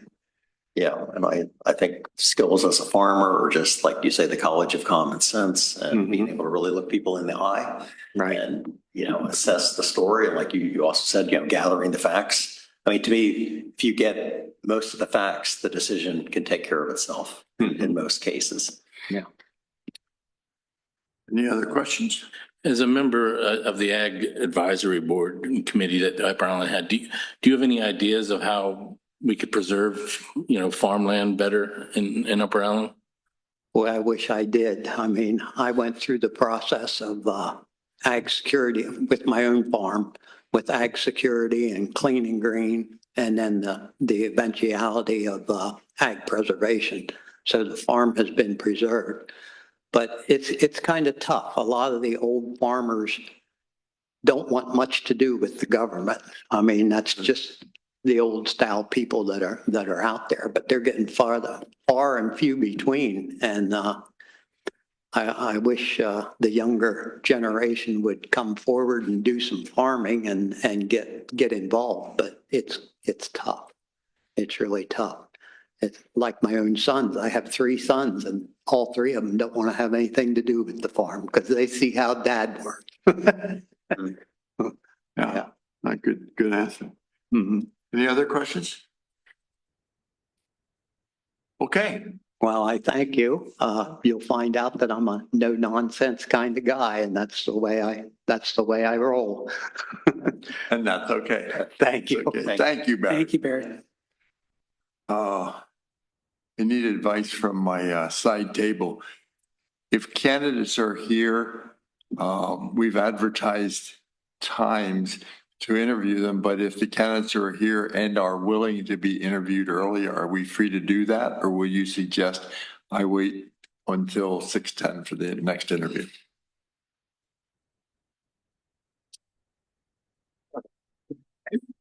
Scott, the schedule was advertised, so I think probably need to stay. Adhere to it? Okay. For the benefit of people, might be calling via Zoom or. Oh, yeah, okay.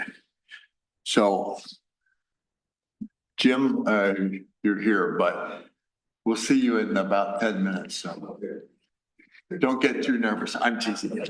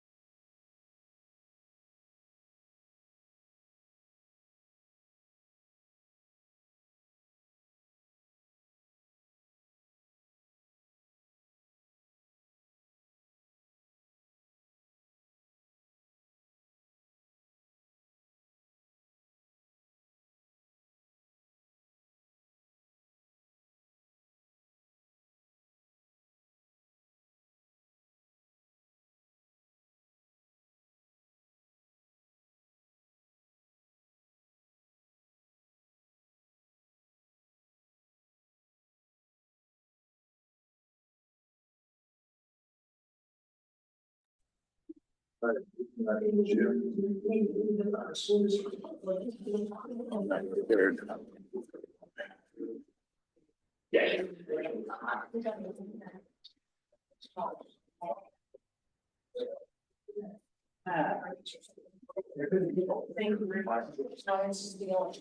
have them in the order that they submitted. That's how I have it. That's the way I like to do it. I should have put them in the order that.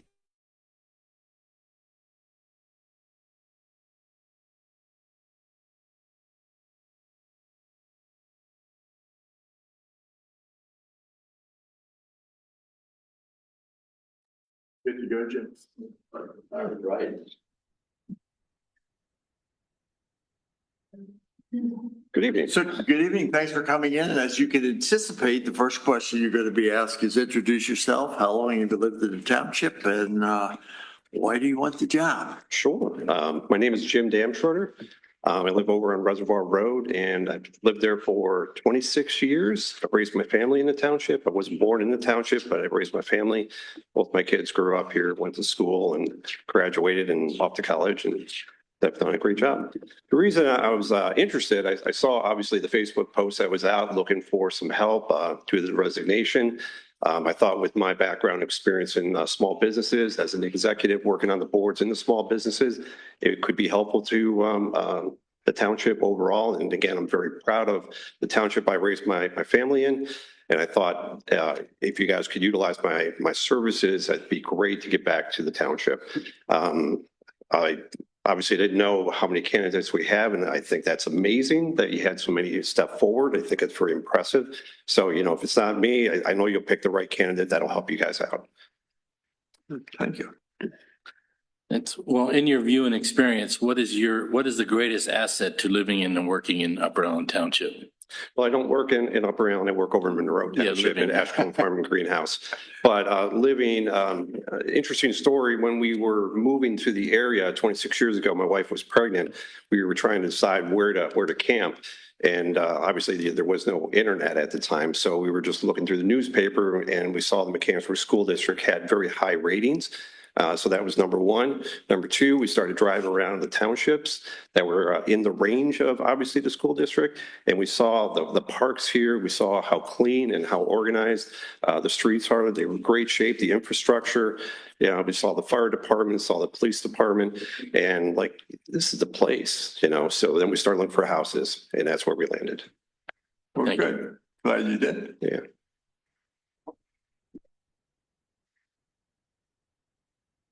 What do you believe are the biggest obstacles and issues for living and or working in Upper Island Township? How do you intend to solve them, and what new ideas do you bring? I think it's probably been repeated here a few times. I would imagine traffic has come up quite a bit. The growth, controlled growth, I think is important. Being here for just the 26 years, I've seen a lot of green spaces, a lot of farms go away and being replaced by apartment structures and buildings. And that's great. We understand growth is important. Especially as I think I just heard some farmers are retiring and family members don't want to continue that. And I've seen that actually as a CPA as well. So traffic has been increasing, actually just coming from Ashcombe down Gettysburg Road. I just passed another accident on that hill, right there. It was just occurred. And I'm thinking, I used to ride my bike to work, but I stopped doing that 2 years ago once the Chick-fil-A went in and the 7-Eleven went in. Just too much traffic for me to ride a bike to work now. So I would say that is a concern by the residents because there's congestion and safety because we don't have sidewalks everywhere, of course, and that's probably not feasible. But the other challenges I think is just communication. Watching some of the the videos, the audio is not great, but moving to that platform I think was very important, and it's very helpful because not everybody can come to the meetings, not everybody can attend because they have either secondary jobs, part-time jobs, or family members. And I know that was the same thing for me. After working 9 to 10 hours in the day, I'd come home. And then I want to spend time with my family, have dinner, and then we have soccer practice or school work. And that's just the way it was until it became empty nester 2 years ago. Loving that. So that also then I think also created time. Now I'm in a different stage. Now that I'm half owner of Ashcombe, I can focus on that a lot and I'm really enjoying that. But now I'm like, what else can I do to help? So that's kind of where I'm at.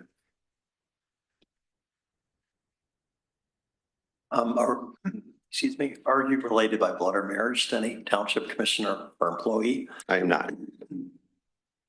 And do you foresee any potential conflicts of interest or need to abstain on some votes? I don't see that. Just being connected with Ashcombe Farm and Greenhouse in Monroe Township, that wouldn't affect here. So obviously, this is kind of a follow-up to the last question. When you're very busy with being a proprietor and having a thriving business in an adjoining township, but that serves many of our residents. Sure. And do you see that as a conflict, or you've thought about the time commitment and the thing, and so you feel confident you can arrange that? Oh, I feel very confident I can arrange that because I work remotely from home if necessary. I go in on Saturdays or Sundays when necessary.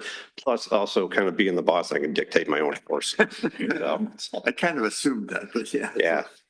No, I have a really good team. I have a lot of employees that have been here for a very long time and can rely on them to do the right thing because we train them that way and they can certainly step in. So time commitment is not an issue. Good. What questions do you have of us, Jim? I don't really have too many. I think I would be asking like what's first and foremost that you guys need to accomplish, and how can we improve the communication to the residents? Because, I think like I heard, you don't get a lot of attendance here. And as long as are people viewing, what are the viewing rates on the YouTube? And if that's not hitting, a healthy portion of the residents, how do they know what's going on? And you guys have a very hard job. You guys are stewards of the taxpayer money and they're trusting you and empowering you to do the right thing for them. So they should be more involved and more, at least understand what's going on.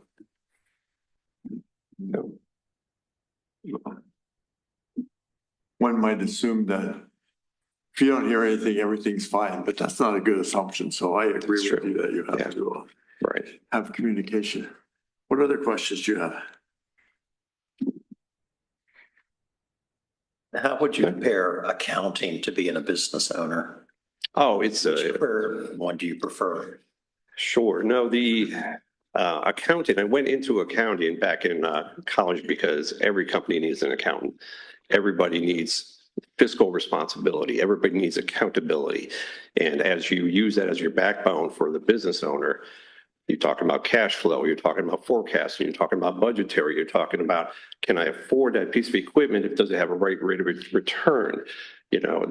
It's the whole building block. And that's why I have a really good partner who's the general manager, Carrie. She's on the other side. She's on the aesthetics and the buying. So there you got the marriage. I think if I was running all the Ashcombe all by my lonesome, that would be too much. But the accountant brings the budgetary, this is how much you could spend, this is how much raises we can afford, and this is what we're going to do. So accounting, I think, is a very important, and I think also for here as well, people expect fiscal responsibility from you guys. Spend the money where we need to spend it, but in the right way, but make sure you're spending it wisely. Other questions? What would you like to tell us in closing? I just hope you pick the right candidate. If that's on me, that's certainly, there's probably some gems out there as well. I know we have a lot of great people in this township, so I know you guys will find somebody to help fill the role that you need here today. I offer just small business experience. I don't have any governmental experience, but I've worked for a CPA firm. We used to audit governments. We audited the Borough of Lewistown, the County of Juniata, Carlisle School District, Newport School District, Greenwood School District. So I'm familiar with fund accounting. And then moving, of course, into the business at Ashcombe, I handle all of the human resources. I do all the onboarding, all the payroll, all the IT there as well, in addition to all the accounting with one help. And we're about a $4 million business with about 95 employees. So, I do have a lot of push and pull in there, and I have a lot of business awareness. I'm negotiating insurance, benefits, greenhouse poly coverings, and then meeting one-on-one with the individuals, as well as working with my individual manager departments one-on-one as well as a group. So I'm perfectly comfortable in a setting like this. So what do you do in your spare time? No, I'm Spend time with my wife. We've been married for 32 years. So good for you. Yeah. Okay, well, thanks for coming in. Sure. Appreciate it. No, Be in thank you guys. communication with you. This was not an easy day for you, and I recognize that, so thank you and good luck in finding the right person Well, for thank you. you. Thank you. Take care, guys. All right.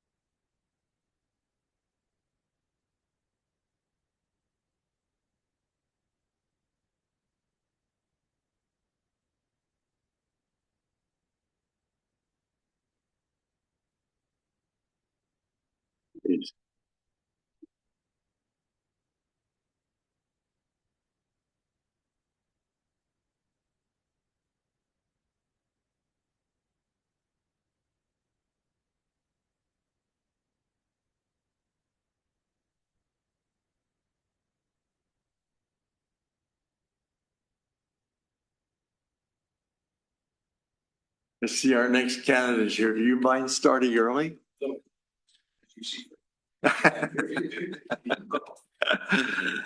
Okay.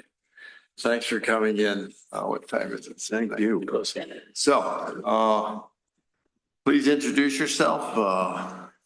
Tell us how long you've been in Upper Allen Township and what interests you in pursuing this appointment. Yeah, thank you. Eric Clancy, and actually grew up in Long Island, New York. Came down to Messiah College and probably not that interesting, but somewhat interestingly, came to Messiah College in September after the TMI issue, which in March of that year. So as I'm leaving Long Island, they're saying, well, where are you going to school? Messiah College. Well, never heard of it. Well, it's down there where all that's happening in a newspaper. That's right up the road from there. So came down here in 79, graduated in 83, went back up to New York, commuted into Manhattan for 3 years, worked at Chase Manhattan Bank in Manhattan, and had about enough of the commuting thing. So came down here, went to Dolphin Deposit Bank, and worked there for 11 years in commercial credit and dealt with small businesses and commercial credit in the West Shore area. During that period of time, also served as on the West Shore Chamber of Commerce Board and as the chair of that board for 3 terms. Just at the conclusion of that, there was a group of folks that were talking about the airports. There were 2 airports in particular, Capital City Airport and the Harrisburg International Airport, and they at the time were held by PennDOT. And we, interestingly, Ed Messner, some of you may know that name, the former chair of the chamber, he called me and he said, Eric, he said, we got a call from Mayor Stephen Reed. I'm like, oh, that's interesting. What does Mayor Reed want? He said, he wants to talk to us about a project. Okay. So Ed and I went over there and we sat with Steve Reed and he said, look, he said, PennDOT owns these 2 airports. PennDOT does not know how to develop and get something to flourish. He said, those need to be dealt with in a municipal regional authority. But he said, my name can't be anywhere near it or it will just explode into flames. He said, I don't want, but he said, I want to support you guys to do this. And it was kind of an interesting construct. So we went and started talking to a group of folks and that group expanded and expanded. And in 1997, then that led to the Susquehanna Area Regional Airport Authority, which was a 15-member authority with delegates, 3 delegates from each. And this was kind of one of the magic that made that work. There's 3 delegates from each of York, Cumberland, and Dauphin County, 2 delegates from the city of York, 2 from the city of Harrisburg, 1 from Fairview Township, 1 from Lewis Watara Township. And it creates balance because no individual group can lock out anybody else. You can't position the votes that way. And it has worked extremely well. I was actually the chairman of that board during the design and construction of the new terminal, the advanced approach system, and the multimodal center that's behind the new terminal building, which was a pretty fascinating experience, to say the least, working with the state and federal money to make that all happen, go through the bid process. My wife and I have been in Upper Allen Township since about 1989. Both our boys went through the Mechanicsburg School District. It's been a great location for, I think just the place, the location of Upper Allen Township is so terrific. And then when our boys were going through the system of starting with, Little League and soccer and all that, and then school activities, it was a great school district. The park system supported us well. I mean, I not say I don't use it as regularly as we did when we had the kids going through it, but it was really it was a terrific opportunity, and it's been a great home for us. And when we came down here, we lived for, I guess, 2 years in the borough of Mechanicsburg, and then we're off Mill Road for a while, and then over here up the hill and back when we built that house. And when we built that house, the area behind the house was an orchard that was covered in poison ivy. That was epic. I mean, it was the kids would want to play in the back, and I'm like, yeah. Now it's middle school, so a significantly better neighbor than the poison ivy covered orchard. I think as a commissioner, I see 2 goals as in the commissioner role, kind of the fiduciary protection of the resident, the taxpayers. And I think that's really, really important because as township leaders, and I kind of play an annex role or accessory role here the last 2 years on the planning commission.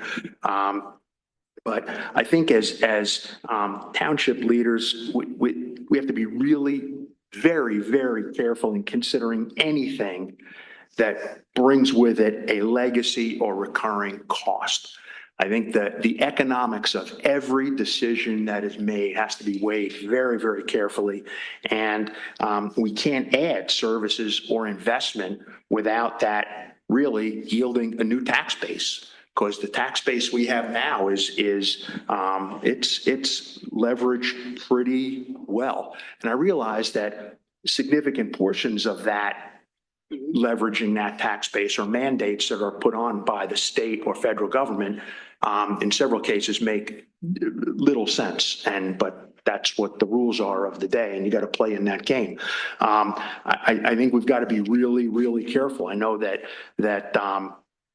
for comparative purpose, Hamden Township's gross millage is 2/3 of Upper Allen Township's.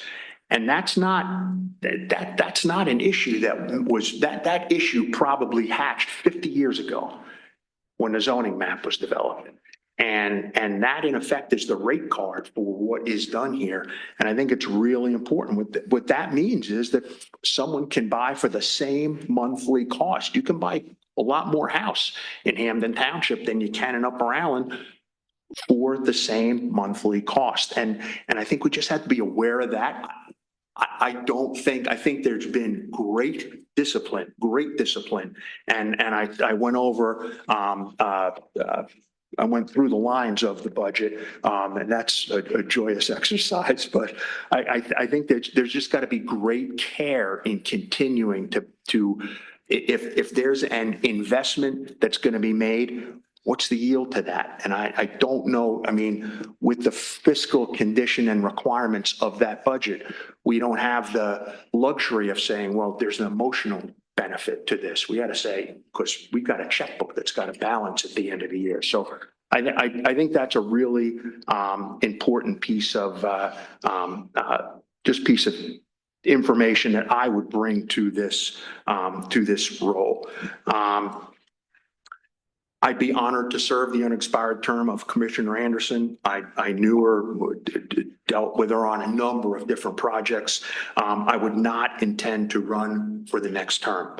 I have done my share of running for office in my efforts at the representative's position, and that was a very fulfilling exercise that would conclude that chapter in my life of running for office. So that's, I think that's important for me. In terms of the township, I mean, when you look at some of the absolutely critical issues here, I mean, just police, sewer, and recreation is a little over 35% of the gross expenditures planned for 2025.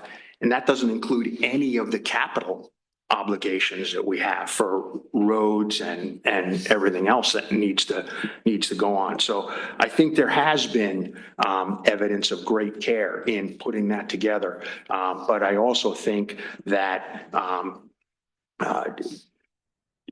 certainly where we have an opportunity to get tax yield, we want to get it. So I think one of the things that came up in the last planning commission was the folks that are looking to put a new hotel in where the old plantation burned down. Interestingly, the place my family stayed when we came down here to visit Messiah in the late 70s. We should be falling over ourselves to make sure that that redevelopment happens. And I would encourage the process and staff to, it may have had some historic significance, perhaps, as a motel along the Pennsylvania Turnpike. But, you know, the new hotel is going to be a modern facility that people may actually look for as they come down the Pennsylvania Turnpike to stay at that flag. And so I think that when we have opportunities to enhance, to rebuild, to redevelop, to work with infill projects like that, I think that's a great opportunity, and we should do everything we can to make that happen. Thanks, Eric. And we appreciate you being on the planning commission. And thanks. In your view and experience, what is the greatest asset to living in Upper Allen Township?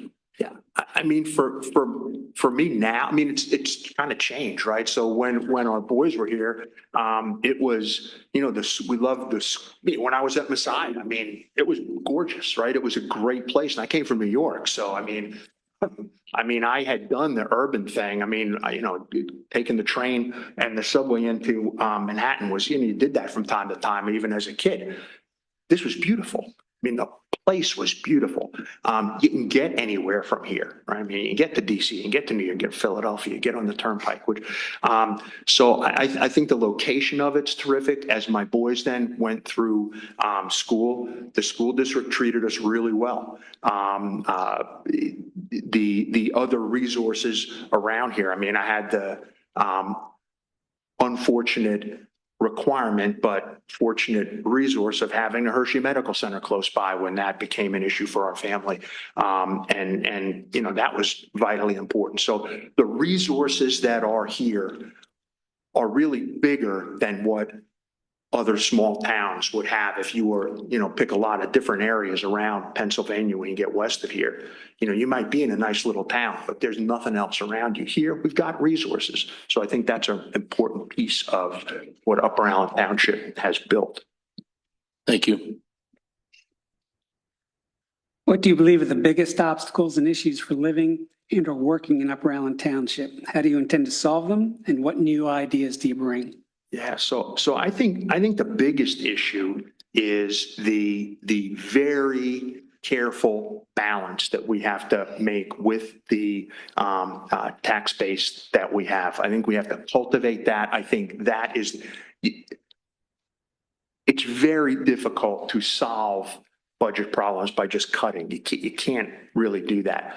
Underfunded capital accounts, that's bad, right? I mean, if it may work for a little little window of time, but all of a sudden then that's just going to clobber you if you have underfunded capital accounts. But I think that we have to be very, very careful of investment in whatever that is. If that doesn't lead to tax base that would provide for growth down the road. And I think that cultivating the tax base, where do we have undeveloped or infill sites that we can do something with or encourage something better to come out of that to help that tax yield so that we can keep the township in the condition offering the services that we have now. Where would you cut if you don't do that? If you don't grow the tax base, what do you cut? It's a terrible, terrible question to have to deal with. And I think that cultivating the rate base in effect that we have is pretty important.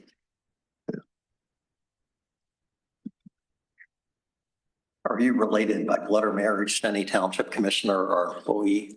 I am not. Okay. Do you foresee any potential conflicts of interest or need to abstain on some votes? I do not foresee anything. Yeah. So we've been asking you questions, Eric. What questions do you have of us? Yeah, I mean, I've had the luxury of hearing the responses to prior candidates, so I appreciate what's being done. Being on the planning commission, we get the meeting minutes, so I have read the meeting minutes of the past 2 years straight. I mean, I've had the privilege of being before this board on projects going back. I mean, it was our team that developed the Winding Hills development. Interesting, our business partner, the very first time that our business partner stepped on that lot was Frank Bingman in 1999. Wow. And they're just now finishing the notice of termination for permitting on that project now. So, these things, long time to get projects done, to get things done. And that's not anything that has happened for this panel. I mean, that's thank you to DEP and FEMA maps and all the other good stuff that comes with PennDOT, all the other good stuff that comes along with it.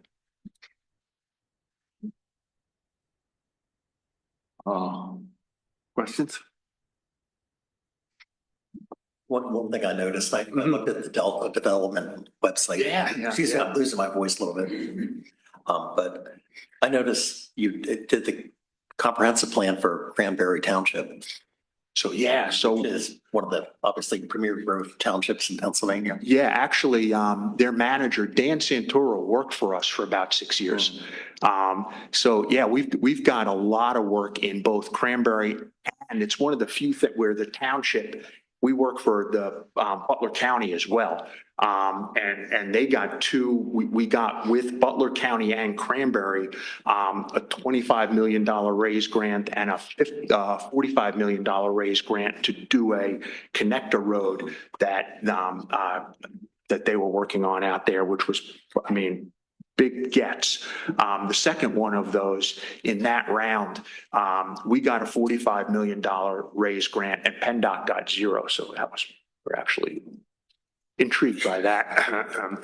So that was all right. But yeah, so we have a team in Camp Hill of about 35 folks, and we do grant work, planning work, economic development. We just beginning of the year crossed over the $2.3 billion in public funding to projects around the country, federal, state, and local funding for projects. And about 25%, a little less than 25% of our work is in the state of Delaware in disaster preparedness services that we do down there, planning, training, exercise of their in their public health realm. Which is a pretty interesting, kind of another piece of the team that fits together. And one thing I noticed that I applauded in the last couple of years was when Lower Allen used their authority to buy the Bon-Ton. And then redeveloped that and obviously brought in the Trader Joe's and Chick-fil-A. It was a very smart move. I question in our own township, the Ross Moines Business Park. That's almost not a redevelopment opportunity in some ways. Like the vacant members first, or I don't quite know the status, it appears vacant. And obviously we just sponsored an LSA grant for the Western Christian Academy to buy the dental, or improve the dental building. Yeah. So I see you as really an advocate or somebody maybe could be as effective on the outside than on the inside on some of these projects that I think could really move us. The Lower Allen project, it's just, and very briefly, the Lower Allen project's intriguing because what happened there is in the early stages of that, the board there, most of them have retired. I mean, this goes back many years. The board had an eye on the Bonton building and they wanted to revitalize that they wanted to build a hotel into that and a convention center. I remember that. And Art Campbell actually came to our office and Erin Trone, who was their long-term director of their economic development team, she worked for us for about 6 years. He said, there's no market for a convention center. He said, we need to take a different approach here. And that's when they really said, we got to demo the building, flatten the site, and we got to get the right tenant mix in here. And it's a home run ball. I mean, it really is. That has gone very, very well. I mean, beyond expectation. Yeah. Okay. Sorry. Yeah. We're right at the time, so I'll do it. Thanks for coming in. Thank you. That was good. Michael Lucas, Mike.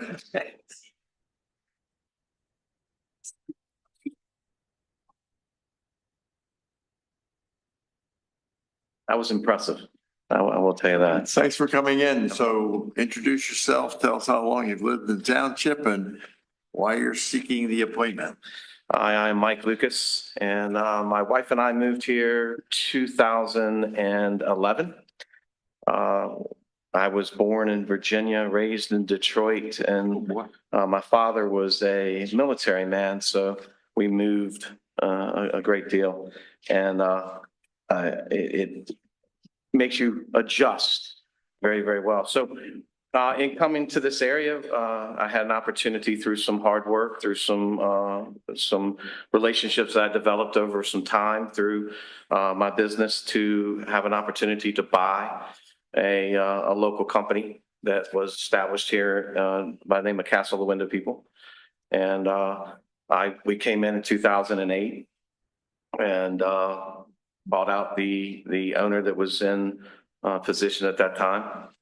And we took a $2 million office to $12 million at this time.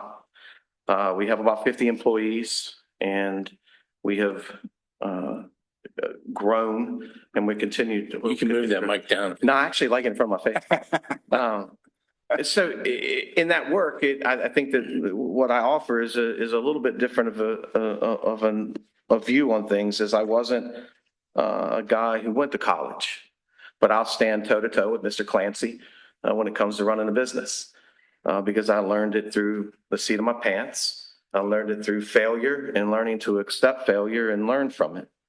I learned to develop relationships and I learned to find my strengths and hone those. And one of the things I started doing about 15 years ago was I break myself personally down once a year and I break my business down twice a year. And I go through every aspect of myself and of my business and I look for where I can grow and improve. And I look for where my business has improved and areas of which we need to improve. And we're constantly evolving. We're not stagnant. We're not staying still.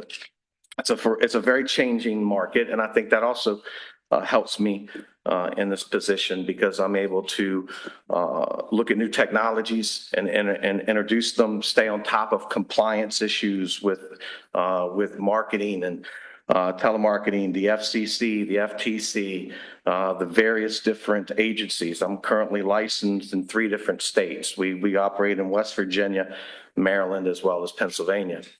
And we have had to really grow in the idea of understanding how to run not only a business, but also how to develop people.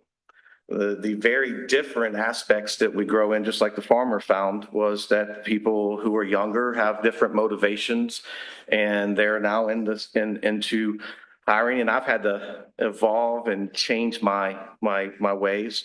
You used to be able to look at somebody and say, "Because I said so," and today that doesn't work. You have to motivate and work with people. And I think one of the things that I will offer best is the ability to work with people, to listen. My opinion is my opinion based on the information that I have right now. Provide me more information, and I am man enough to change my opinion when the information is necessary to change it. I don't just stick to something because that's what my opinion was. So I think those are the strengths that I offer, because I've had to do that in development of my business, and the perils of working in an industry in which 99.9% of the people who go into the business fail. And because of the high level of competition, turning from a tradesman into a businessman, into someone who can grow a business, someone who can put something together to have a legacy, and turn that over to his wife and his son and daughters when I decide that I've had enough. So. Good. Thank you. Yeah, thank you. In your view and experience, what is the greatest asset to living in Upper Allen Township? The greatest asset to Upper Allen is the fact that we've, and just in my time being here, the growth that we've had has put us in a position to be able to offer way more than most areas have. And I think that in my opinion, I feel that the board's done a good job in balancing as much as they can, bringing in some necessary things. A lot of times not only in government, but in business, you have to make decisions that aren't popular because other people need them. And so a lot of the things that we did, bringing in Chick-fil-A and the different things are going to be met with some opposition. But at the same time, that's an opportunity for our youngsters to have jobs. That's an opportunity for people to, instead of driving a little bit further to get something from in Camp Hill, we can come right here to Upper Allen and get it. So I think the people, I'm fortunate enough, I'm a committee man in Upper Allen 8. And it's just, we stayed here because of how great the people are, how wonderful the town is. It's a combination of everything right there, and quiet.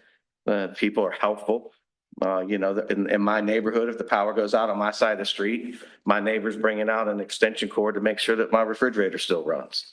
And so you have that kind of feel, and being able to live in so many different places, from urban to rural, I've seen some things that are done really well and some things not. And also with my business, I deal with municipalities on a daily basis. I see the municipalities that are horribly run, their systems are purposefully difficult to create business, and I am trying to pay them money, and I think that we've done a very good job here in Upper Allen. When I need a permit, it's the simplest process. I can't say that so much for other areas like Wilkes-Barre, not calling anybody out. I know I'm on TV, Wilkes-Barre. But those are the things that you have to deal with as a businessman. You have to learn how to talk to so many different people, because you have to be able to get what you want from them. And that sometimes takes a little bit of class and charm, and not roughhousing. Thank you. What do you believe are the biggest obstacles and issues for living and or working in Upper Allen Township? How do you intend to help solve them? And what new ideas do you bring?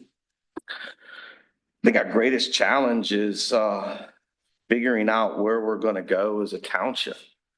And we stand at almost 25,000 people at this time.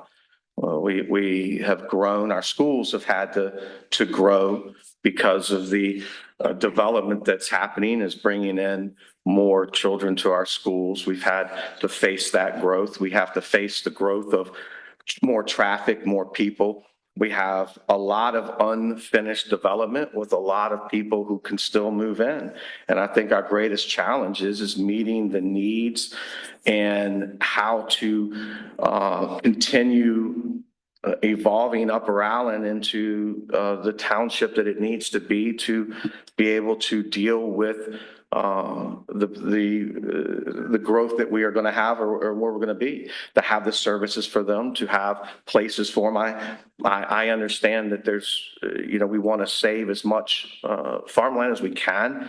That is an important factor. Keep some of the greenways, make different things like that. But there's also that balance of finding a place where we can eat.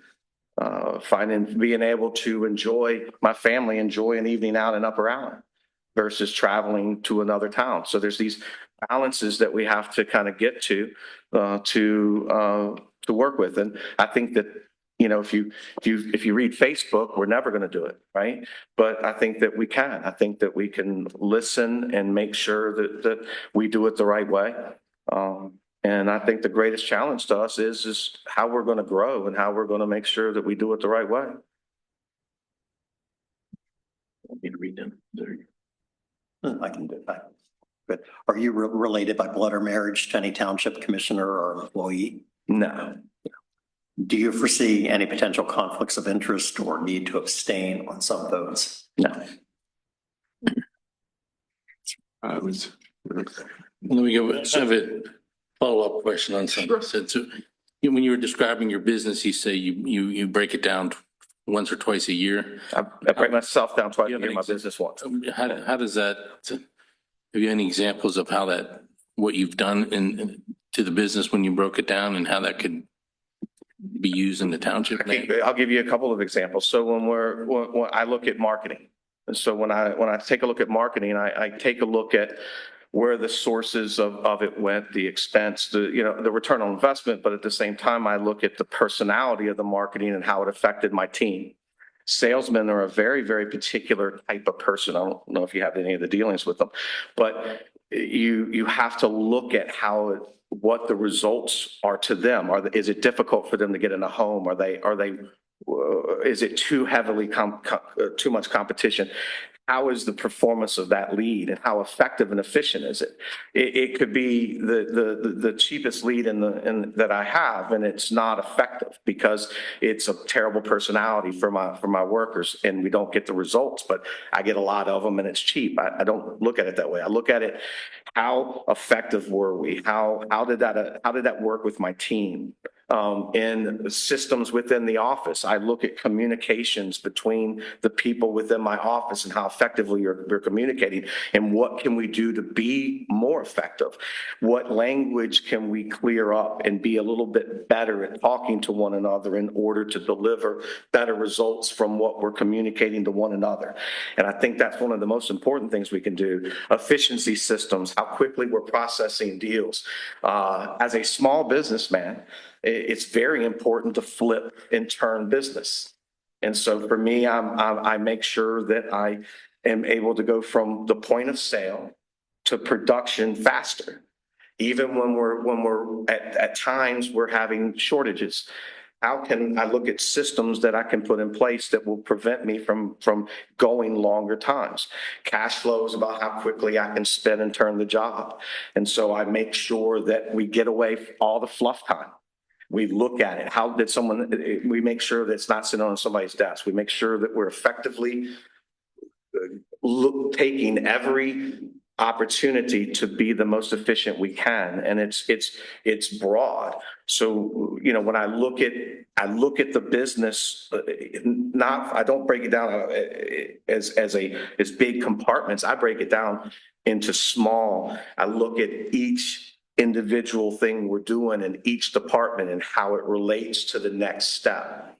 And what we've been able to do is we've been able to take something that was 12 weeks to where we're at 6.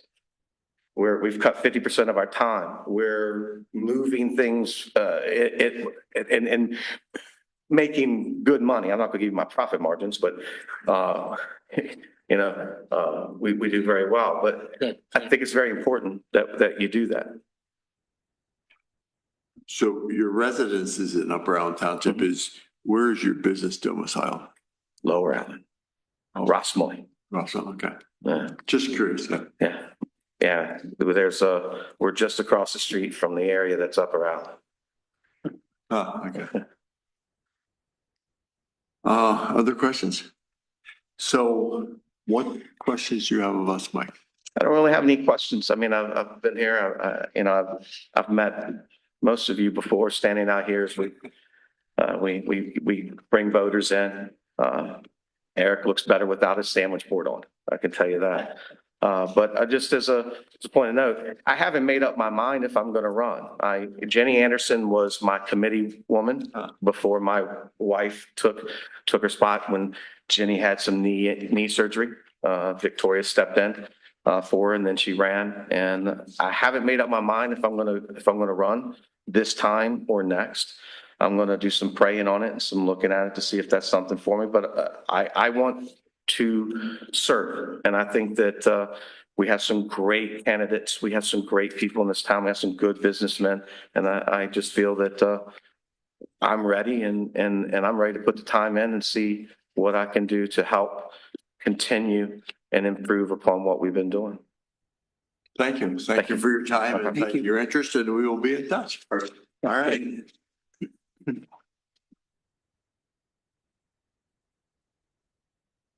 you believe it? We're through the list, guys. I assume that I will declare this meeting adjourned, and we will then take up the voting and the selection of someone at our next meeting, which is on Wednesday. Is that the 4th or the 5th? Oh, thank you. On the 5th. Great. Thanks for your time. Everyone be safe.